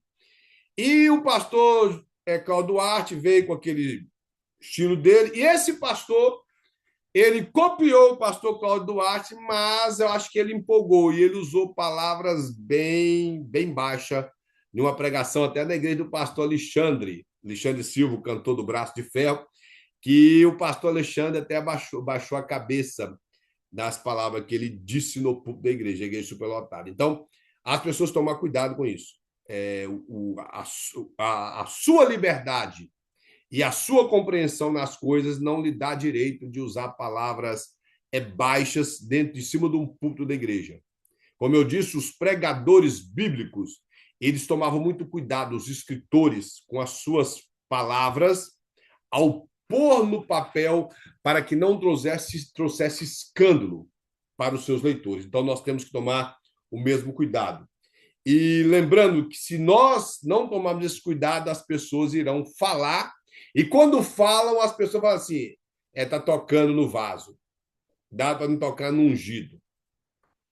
E vai inventando essas frases aí para pôr terror no povo, pôr medo no povo crente. Ele mostra mais. O sermão, reportagem, que se ocupa falando de eventos da semana, notícias de jornais, revistas, e assim como faz um programa jornalístico, parece que ele é formado em ciência política. Ao invés de pregar a Bíblia, dá notícia de tudo. Só que a Bíblia está assim, ó, com a mão para o alto, fala de mim. E ele conta tudo o que aconteceu. Não está aqui não, mas eu vou falar para você que prega ou que vai pregar, pelo amor de Deus, se você gosta, amém, eu respeito. Eu não gosto, nunca gostei, mas no púlpito da igreja não fala de futebol. Esquece que o seu time ganhou, que o seu time perdeu. Prega a Bíblia. Ah, meu Flamengo, o meu não sei o quê. Não, prega a Bíblia. Esquece, o seu time perdeu, Copa do Mundo. Não interessa no púlpito da igreja. O que interessa é a pregação da Bíblia. Esquece esses negócios. Então, o pregador que prega trazendo notícias de tudo, parece um jornalista. Ele fala do sermão marketing. O sermão marketing, o ministro ocupa em divulgar eventos, tais como simpósio, congressos e palestra, ou seus materiais, CD, livros, dentre outros. Não há nada demais a pessoa, depois da pregação, se ele é o pastor da igreja, ele dá os anúncios ou os avisos da igreja e falar disso. O pregador que vai pregar, ele também não tem problema de anunciar os seus materiais. Aqui, em parte, eu concordo com ele, em parte, não. Porque se você levou o material, você pode anunciar o seu material na igreja, com permissão da liderança da igreja. Porém, que seja rápido e que não fique insistindo com o povo, seja muito rápido com o seu material, seja antes ou eu prefiro que seja depois da pregação, ele anuncia o seu material e maravilha. Porque se ele anunciar antes, às vezes ele ocupa muito tempo da pregação e vai ocupando tempo demais. Mas se ele anunciar depois, ele vai olhar para o relógio e vai ver que, se caso ele pregou muito, ele vai anunciar os seus materiais muito rápido. Não há problema nisso. Mas temos que tomar cuidado que no momento de você estar pregando, você não ficar falando de eventos ou do seu material. E o sermão metralhadora? Esse aqui, primeira coisa, ele dispara para todos os lados. E o comentarista coloca aqui que, de acordo com o Marinho, ele é o sermão que machuca e fere pessoas. Então, a pessoa tem que tomar muito cuidado quando for ministrar, para que ele não venha a despejar, primeiro, coisas que ele está ferido em cima dos outros, ou saber de coisas da vida de alguém e usar o púlpito. Muito menos julgar indireta para ninguém. Se tem um problema com o irmão ou com a irmã, chama no particular, conversa com ele como adulto, resolve os seus problemas sem colocar a igreja no meio. Ninguém precisa de saber do problema de ninguém. E não há necessidade de procurar ferir a ninguém, porque a tendência de um sermão é curar, é transformar e não abrir feridas. É trazer bálsamo para a alma das pessoas, lenitivo, e não trazer mais carga para ninguém. Esse é o interesse de um sermão. Propósito do sermão. Aqui ele vai mostrar alguns tipos de sermão, irmão, que existe. Que o sermão ele tem esse propósito. Primeiro, pastoral. Ele vai me dizer que ele tem por objetivo trazer esperança e alento ao coração da igreja. E não quer dizer que o sermão aqui é ministrado somente pelo pastor. Ele pode ser ministrado por qualquer irmão da igreja, mas o interesse desse sermão é trazer consolo para a igreja. Existe uma palavra que as pessoas confundem muito. Duas palavras bíblicas. A palavra exortação. Aí eu falei, eu exorto mesmo. Exortar quer dizer corrigir pessoas com amor para que ela seja edificada. Isso significa exortar. E a palavra admoestar, que ela é muito usada por Paulo nas cartas pastorais, onde ele fala para Timóteo e para Tito admoestar o povo, ou seja, corrigi-los de maneira dura, porém através da Bíblia. Isso é admoestar. Então, o sermão pastoral é aquele sermão que tem por objetivo trazer uma mensagem que consola a igreja, que traz esperança para o coração do povo de Deus. O sermão doutrinário, ele preocupa em trazer conhecimento bíblico para a igreja, ou seja, é um sermão cercado de exposições bíblicas, principalmente se for de um livro da Bíblia. É obrigação da pessoa que está incumbida de transmitir esse sermão se preparar bem, se for de forma expositiva, melhor ainda. E essa questão doutrinária, irmão, não tem a ver com costume. Doutrina é conjuntos de ensinamento. Isso é doutrina. Por exemplo, você quer falar das festas judaicas. Então, você vai estudar sobre cada festa judaica e trazer um ensinamento dela no período que ela foi escrita, a razão que ela foi escrita e qual a aplicação que ela tem. Que as festas, principalmente, elas eram sombras a respeito de Cristo. O que ela tem a ver com Cristo e o que ela tem a ver com a igreja. Então, isso é um sermão doutrinário. Você vai ensinar sobre batismo em águas. Você vai trazer o porquê do batismo em água, quem começou batizando em águas, qual que é o propósito do batismo em água e trazer todas as referências bíblicas em relação a isso. Isso é doutrina bíblica. Estamos entendidos? Ceia do Senhor, doutrina bíblica. Não tem a ver com calça, cabelo, batom, brinco e coisa assim. São costumes que as igrejas tinham antigamente, que já não tem mais. O sermão devocional, ele tem um propósito devocional, ele fala levar as pessoas ao relacionamento mais profundo com Jesus Cristo, fazendo com que se desenvolva e cresçam espiritualmente. É aquele sermão que ele traça dentro do seu corpo o caminho que as pessoas irão aprender como estar mais próximos de Cristo. Sermão esse que apresentaria a Bíblia como um caminho, oração e consagração, uma vida que ele devota a Cristo, uma vida voltada completamente para as coisas de Deus. O sermão missionário, conscientizar a igreja com o compromisso que deve ter com a obra missionária. Bom, os nossos cultos de missões não pode ser apenas um culto repetitivo. Ele tem que despertar no nosso povo o interesse de fazer missões. Lembrando que missões não tem a ver com ir para a África, para ir para não sei onde. Nós vivemos em um país que se encontra na miséria, na bruxaria, entregue a Satanás. Essa é uma realidade.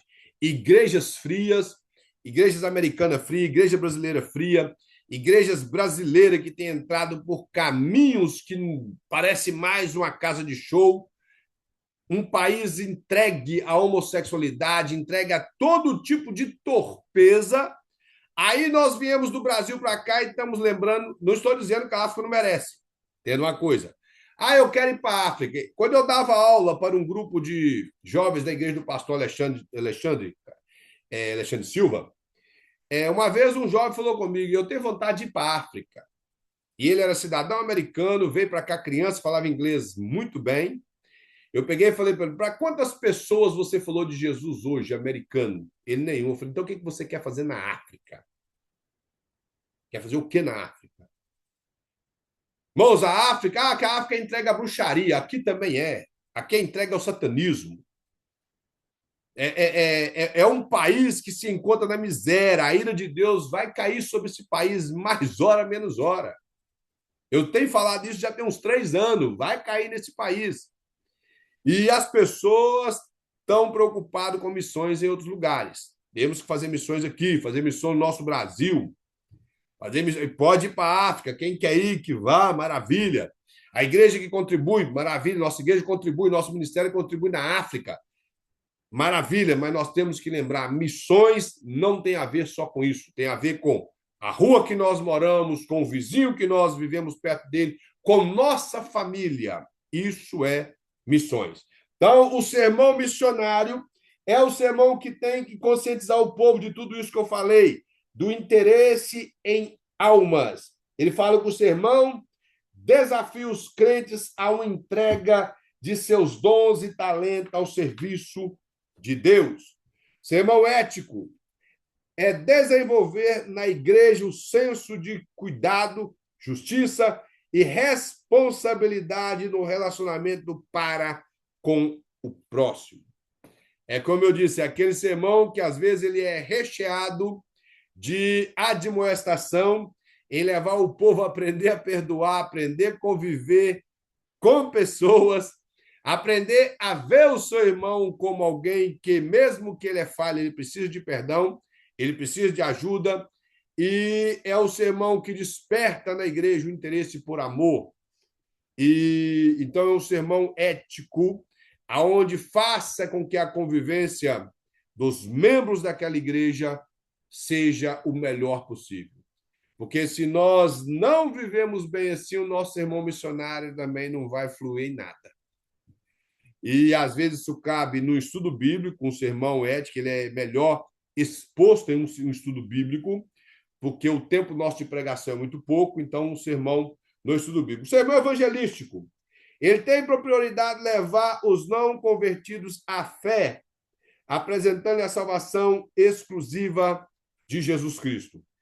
Ele mostra o sermão social, apresenta à igreja assuntos ligados à família, trata das relações entre os pares, entre os seres humanos no cotidiano. O sermão evangelístico, irmãos, nós temos por objetivo despertar as pessoas não cristãs a conhecer a Cristo, reconhecer o seu pecado e confessá-lo. E o sermão social, que tem a ver com a sociedade, começando de nossas famílias, porque igrejas são compostas de famílias. Se as famílias são débeis ou são fracas, a igreja vai ser fraca. E se a pregação não despertar o povo para isso, nosso povo pentecostal é muito despertado para os movimentos pentecostais. As nossas pregações são aquelas pregações que só têm a ver com poder, poder, poder, e esquecem desse poder que deveria estar dentro das famílias. Então, o sermão social é esse que primeiro cuida da família, para depois expandir fora as portas da sua família e para termos famílias fortes na igreja, para termos uma igreja forte. Ele fala do filosófico ou apologético. O sermão filosófico apologético ele é instrumentalizado, ele instrumentaliza a igreja para que ela consiga refutar ataques heréticos. O filosófico aqui, como eu já falei com os irmãos, não tem a ver com a filosofia, principalmente de cunho grego, mas tem a ver com, quando nós falamos de filosofia cristã, é onde abordamos os pontos teológicos que fortalece a igreja em refutar os pensamentos humanistas ou pensamentos filosóficos que tentam esfriar a igreja. E apologético refuta doutrinas contrárias àquilo que é bíblico. Porque as questões filosóficas que expandiram no século 17, 18 e 19 tinha por tendência permanecer o povo na igreja, porém sem poder de Deus. E os pensamentos heréticos, ele tem por finalidade roubar o que é doutrina verdadeira. Por isso devemos ser apologistas. Apologista é quem defende a fé.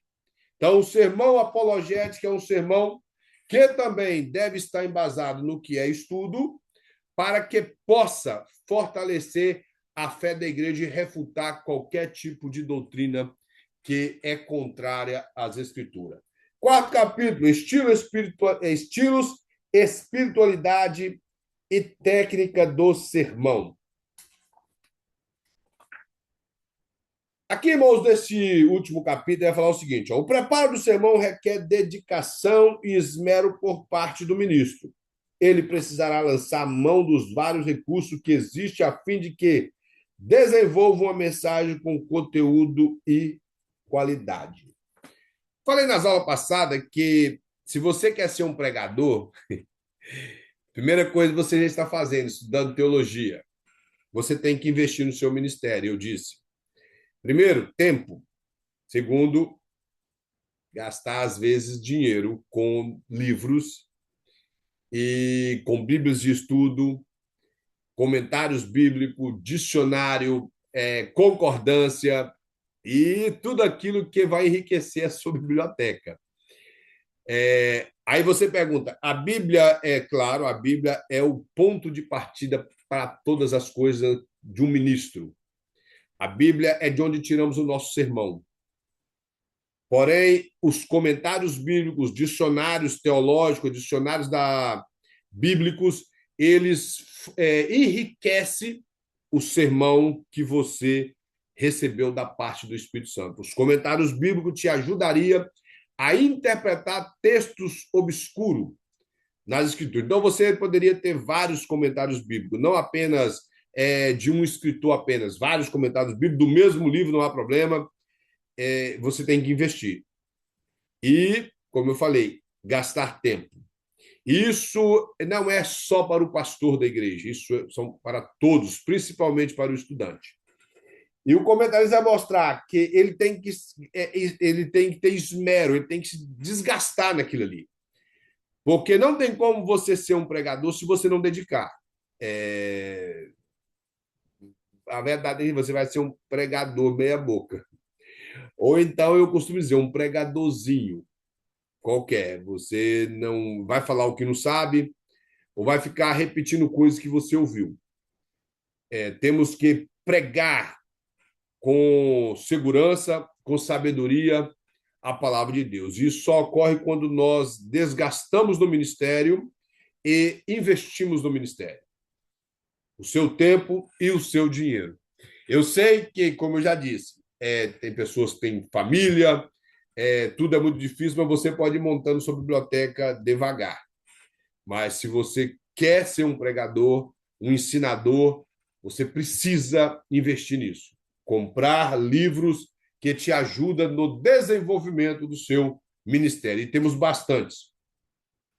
Conhecendo o próprio estilo.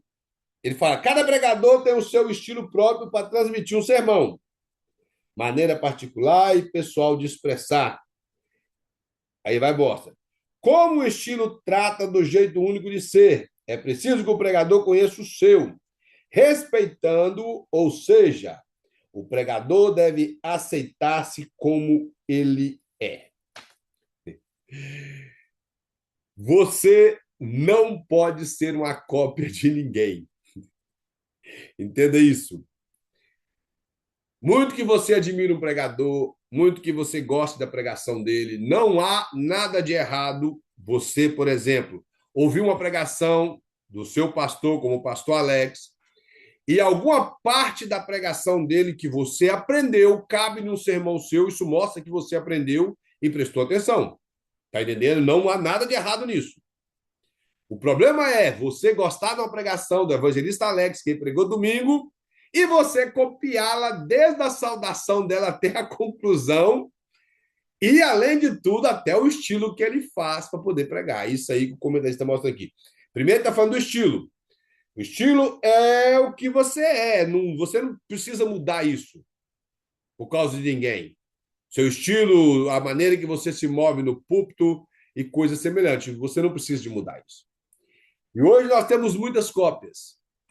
Eu conheci um rapaz no Brasil que ele copiava logo. Ele é mineiro e copiava um pastor baiano.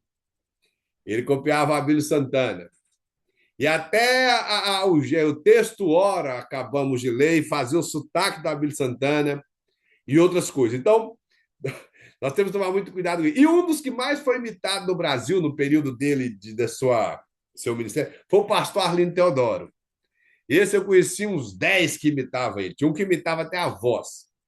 Na verdade, teve um dia que um rapaz pegou uma pregação do Arlindo Teodoro, até a língua estranha do Arlindo Teodoro ele falou na pregação.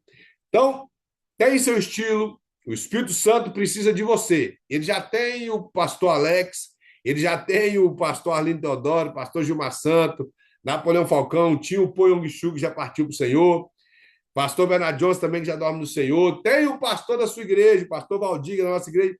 Ele precisa de mim e de você. Nós não precisamos de copiar estilo de ninguém. Ele já tem todo esse povo. Então, é você que ele está contando na obra.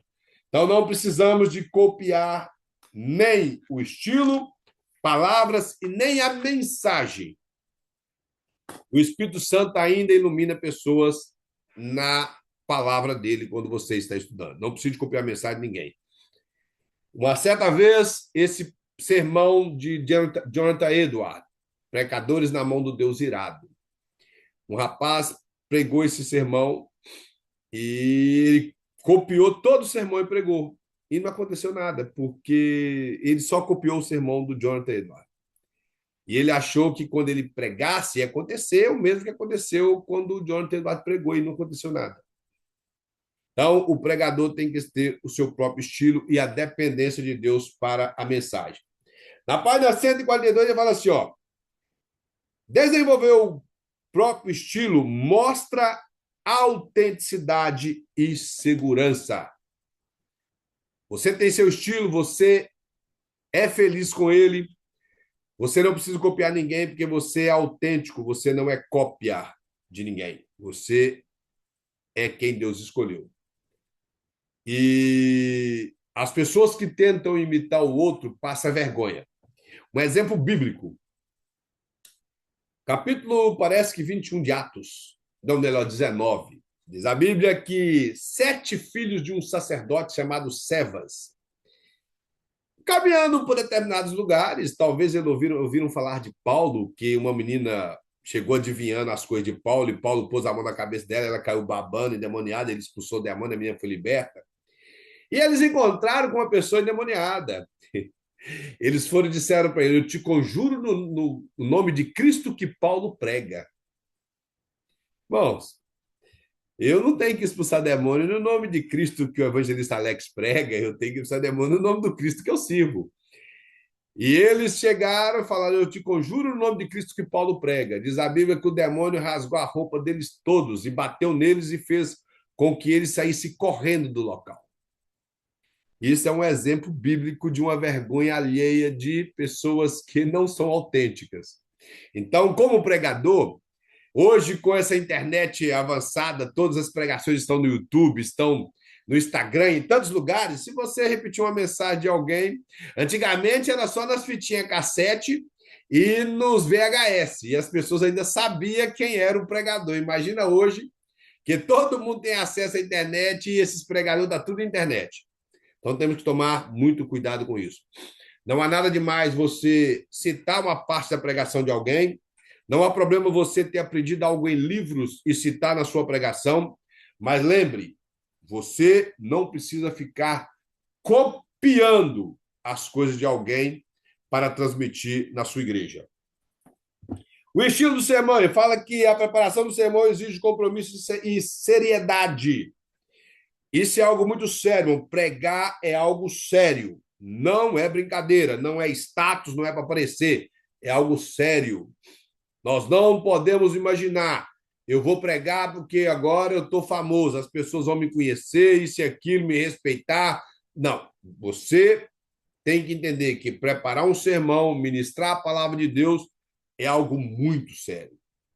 É algo que requer compromisso. Ele mostra sermão lido. Ele vai mostrar alguns estilos de sermões. E um dos que ele fala é o sermão que é lido. Ele vai mostrar que lê na íntegra o que está escrito. Esse é o sermão lido. E existe pessoas, irmão, que é assim. Eu conheci um pastor no Brasil que, depois que a minha irmã chegou aqui, ele era muito amigo meu, que eu fui saber que hoje ele já dorme no Senhor. Pastor Gilmar, ele morava em Timóteo. E esse pastor, ele andava com caderninho, o sermão dele era todo lido, mas você sentia a presença de Deus e via unção. Porque ele escreveu, então ele conseguiu boa parte das coisas estar decorada na mente, assim que ele prestava atenção e ele lia com graça. Por isso ele conseguia pregar com graça. Então ele fala assim: esse estilo de sermão ajuda o pregador a ministrar com ordem e lógica, assim como evita ser repetitivo em sua fala. Não corre o risco de esquecer o conteúdo. Porque ele escreveu tudo que ele quer falar. O Espírito Santo foi ministrando, iluminando e ele foi escrevendo. Eu, como eu já falei, o meu sermão é o esqueleto do esqueleto. É um sermão até que nós entramos na Bíblia, vamos ver. É só ponto, subponto e a conclusão escrita. A introdução é 2 linhas. Esse é o meu sermão. Mas existem pessoas que escrevem o sermão, ele tem uma boa leitura, ele consegue ler sem se perder. Como eu falei, o sermão lido também tem que ser bem lido, porque senão ele dificulta a vida dos ouvintes. Outro, sermão esboçado, que é o que eu falei. O esboço é o esqueleto do sermão. Tema, os tópicos, serve como norteador do discurso. O esboço requer preparo e dedicação. Esse aí é o esqueleto, é o que eu faço. É só o sermãozinho cru mesmo, só ali os temas, ponto, texto, e coloco só os assuntos que eu quero falar mesmo e acabou. Esse é o sermão que é o sermão da homilética, que é apresentado na homilética. É claro que os irmãos podem escrever o que quer no sermão. O sermão não precisa ser seguir regras, não. Sermão rascunho é aquele que apresenta desenvolvimento lógico dos tópicos, dos tópicos que serão ministrados sobre o assunto bíblico escolhido. Geralmente é desenvolvido quando o pregador recebe com pouca antecedência. Não há tempo hábil para se desenvolver uma mensagem bem elaborada. Isso já aconteceu comigo, de estar no local, na igreja, o pregador não ir e a pessoa falar: irmão, prega para nós. E eu ter que fazer a anotação muito rápida ali na hora e pregar, que eu já tinha uma mensagem em mente, mas não tinha como abrir a Bíblia e sentar e escrever. Fui pregar uma vez em Chicopi, pouco para frente da saída que vai para Canérica, em Springfield. Na verdade, eu fui levar o cantor Carlos Mota para cantar, e quando eu cheguei, o pastor disse que o pregador faltou. O Mota abre, quem conhece o Mota aqui sabe, a boca dele e fala: o pregador está aqui. E colocou eu na fogueira. Aí o pastor falou que eu ia pregar, eu tive que fazer um sermão lá, um rascunho rápido para poder pregar. Então é sobre isso que o comentarista está falando aqui. Outra coisa, sermão decorado. É aquele cujo pregador prepara, estuda e lê com afinco em sua casa, guardando em sua memória. Um dos maiores evangelistas que já pregou nessa terra, Dr. Billy Graham, ele fazia isso. Ele já disse que ele pregava o seu sermão 4, 5 vezes olhando no espelho. Isso era o Billy Graham. Se alguém faz isso também, maravilha. Só que, mesmo que você consiga decorar o seu sermão, leve o papel para você ter segurança, lembrando que você é humano. Que muito que ele decorava, ele ainda levava o seu sermão. E vai lá que, todavia, ele está suscetível ao esquecimento, o que poderá deixá-lo em uma situação embaraçosa. Por isso, o muito que ele decore, é bom ele levar o seu sermão. O sermão improvisado é aquele em que o ministro abre a Bíblia, escolhe o texto bíblico e começa a explanar à luz dos conhecimentos e experiência que possui. Geralmente acontece quando o ministro é pego de surpresa, Portanto, deve esforçar-se para manter a ideia e a sequência lógica da mensagem, não desviando o assunto central, fugindo para outros periféricos. Ou seja, isso pode ocorrer com qualquer um de nós que pregamos, mas temos determinado conhecimento de assuntos, porque somos dedicados à leitura da Bíblia. Então, poderíamos improvisar um sermão no momento, talvez sem anotar nada. Você abre a Bíblia, vai explanar sobre uma personagem, sobre um livro da Bíblia, ou sobre algum assunto que está queimando no seu coração. Mesmo que você não tenha preparado, você consegue explanar o assunto. E ele mostra aqui um alerta para que a pessoa tome cuidado para não fugir daquele assunto central que ele transmitiu para a igreja, seja através do texto ou do assunto tema que ele disse. Cada outra página, ele vai falar para nós terminarmos, aspectos espirituais e técnicas.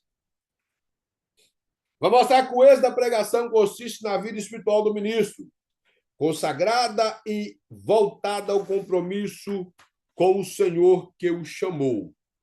Como nós já falamos, a vida do pregador, da pregadora, ela tem que ter sua vida com Deus de devocional, seu caminhar com Deus. E nunca viver somente do momento da pregação. Ele foi convidado para pregar, aí ele faz um jejum de uma semana ou ora durante aquele período e lê a Bíblia somente naquele período. Não. Tem que ter sua vida com Deus e o seu particular com Deus. E fala que, além de andar em comunhão com Deus, não há espaço para a soberba e a arrogância, mas sim amor. Cá no finalzinho coloca, pelas Escrituras.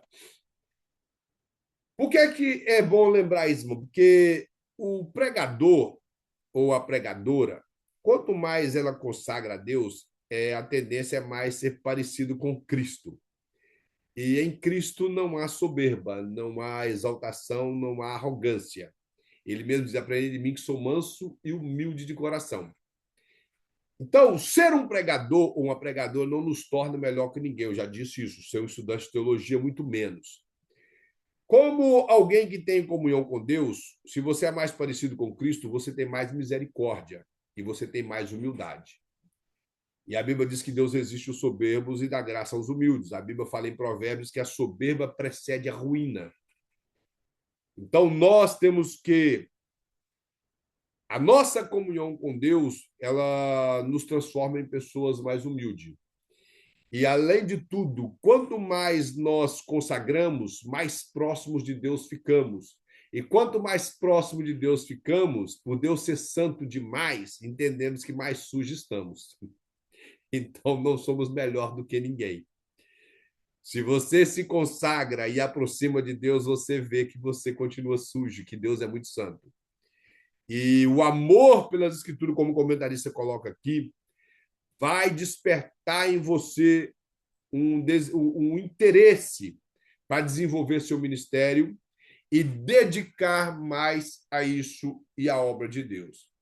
Lembrando que, para ser pregador ou pregadora, muito que é o ministério que Deus confiou a você, você tem que estar voltado para as coisas de Deus. Cultuar, adorar, buscar a Deus, ir à igreja, e nunca somente o dia de pregar.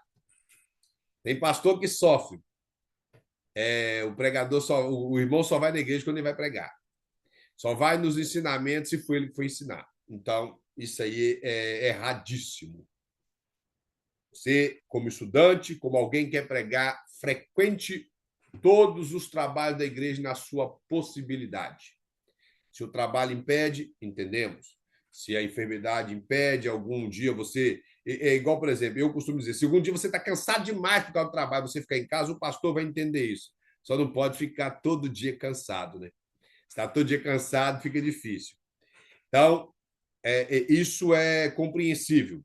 Mas nós temos que entender, o nosso compromisso com Deus, ele abrange todas as coisas relacionadas à eclesiologia e à nossa vida devocional com Deus. Tudo isso. Análise histórico-cultural. E fala-se com a análise histórica da cultura que deve ser observado pelo pregador. E uma das coisas que ele vai mostrar aqui é o análise léxico-sintático, que define o significado e o sentido de uma palavra. Como eu falei, irmãos, no início, eu entendo a dificuldade de... Se nós não temos um conhecimento da língua original da Bíblia, nós conseguimos fazer essa questão do léxico sintático. Porque o nosso curso, como eu já falei, não oferece a língua grega e hebraica para estudar. Já disse que vocês podem estudar, tem muitos hoje professores bons, que você pode estudar com eles do Brasil, ou até aqui na América mesmo, e aprender o básico para te ajudar na interpretação da Bíblia. Temos muitos dicionários para que possamos utilizar e aprender isso.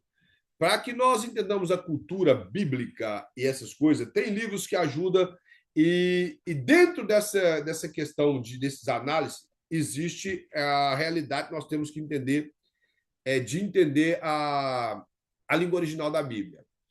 Porque a boa parte das vezes, quando você pega uma palavra que foge do nosso vocabulário, nós vamos para o dicionário da língua portuguesa.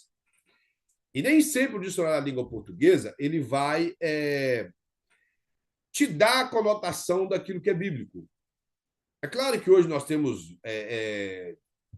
como pesquisar na internet, às vezes ajudaria melhor. Mas, se tiver condição de dominar a língua da Bíblia, vai facilitar maior ainda para você pregar determinados sermões.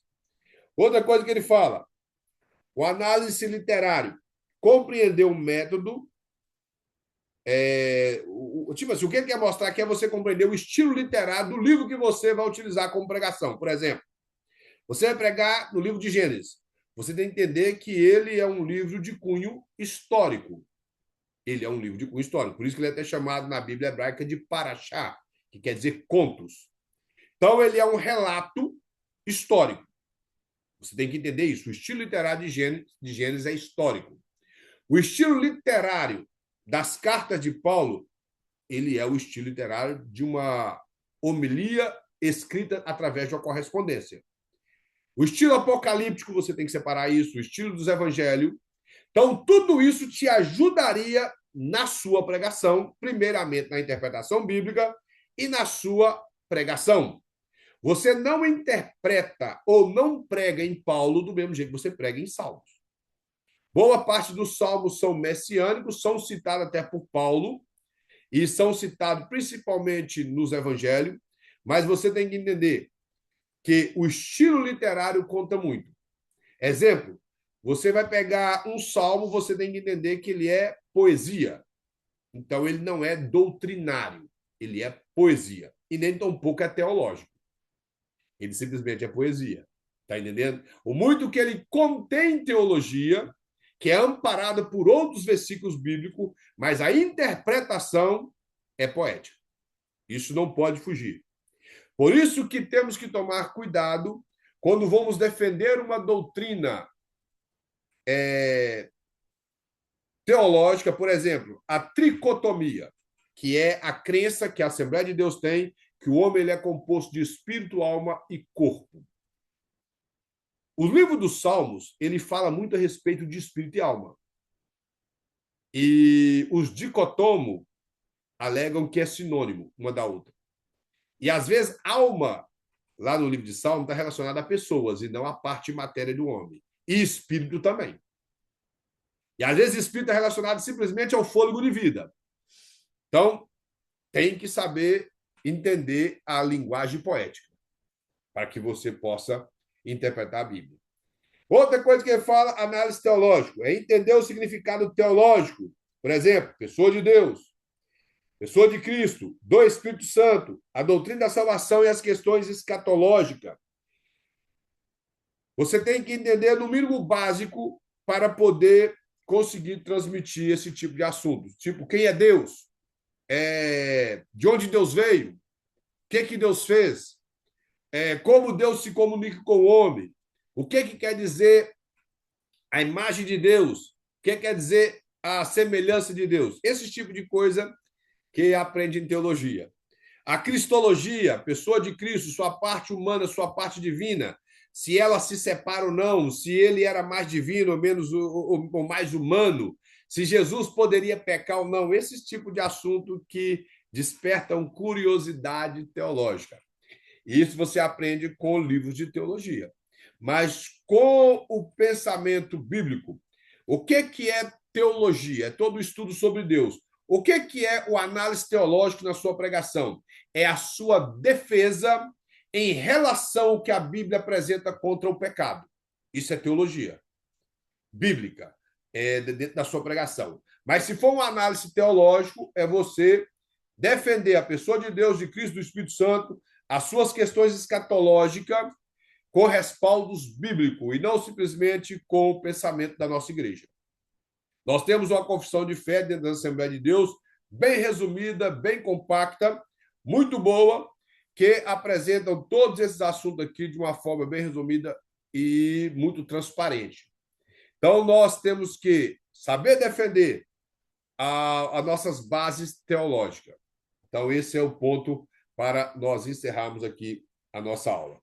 Então, esse análise, irmão, que ele fala aqui, o análise histórico-cultural, ele é baseado naquilo que nós entendemos da história e da cultura. O análise léxico-sintático é quando nós dedicamos a língua original da Bíblia, compreender o estilo literário e entender o que é teologia.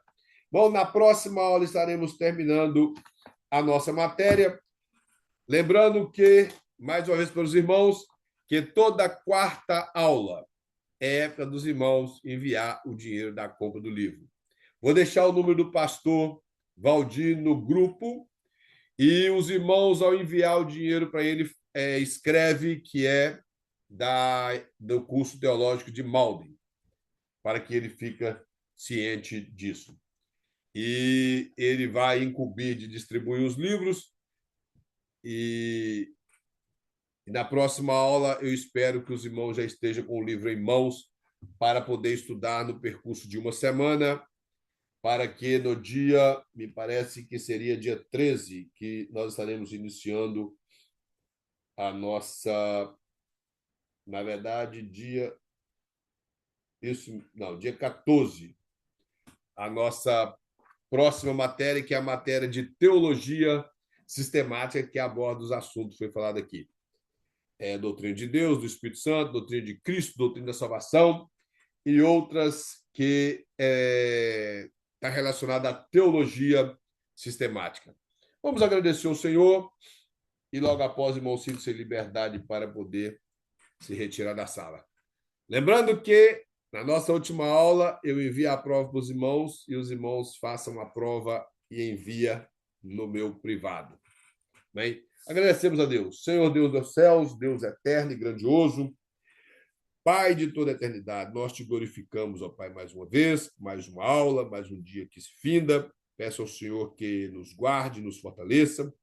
Dirige-nos, ó Deus, nos ajude como ministros do Senhor, da tua bendita palavra, sermos fiéis primeiramente a ela e podemos, ó Pai, transmitir a vontade do Senhor para o teu povo, que todos possam ser edificados ao abrir a nossa boca e possam receber com ousadia a palavra do Senhor. Meu Deus, guarde a todos no percurso da semana, abençoe cada lar, cada família e, principalmente, Pai, o ministério de cada um dos teus filhos e tuas filhas presentes nessa sala. Seja com todos, em nome de Jesus. Bons, que Deus em Cristo abençoe a todos, todos tenham uma excelente semana, todos ficam na paz de Cristo.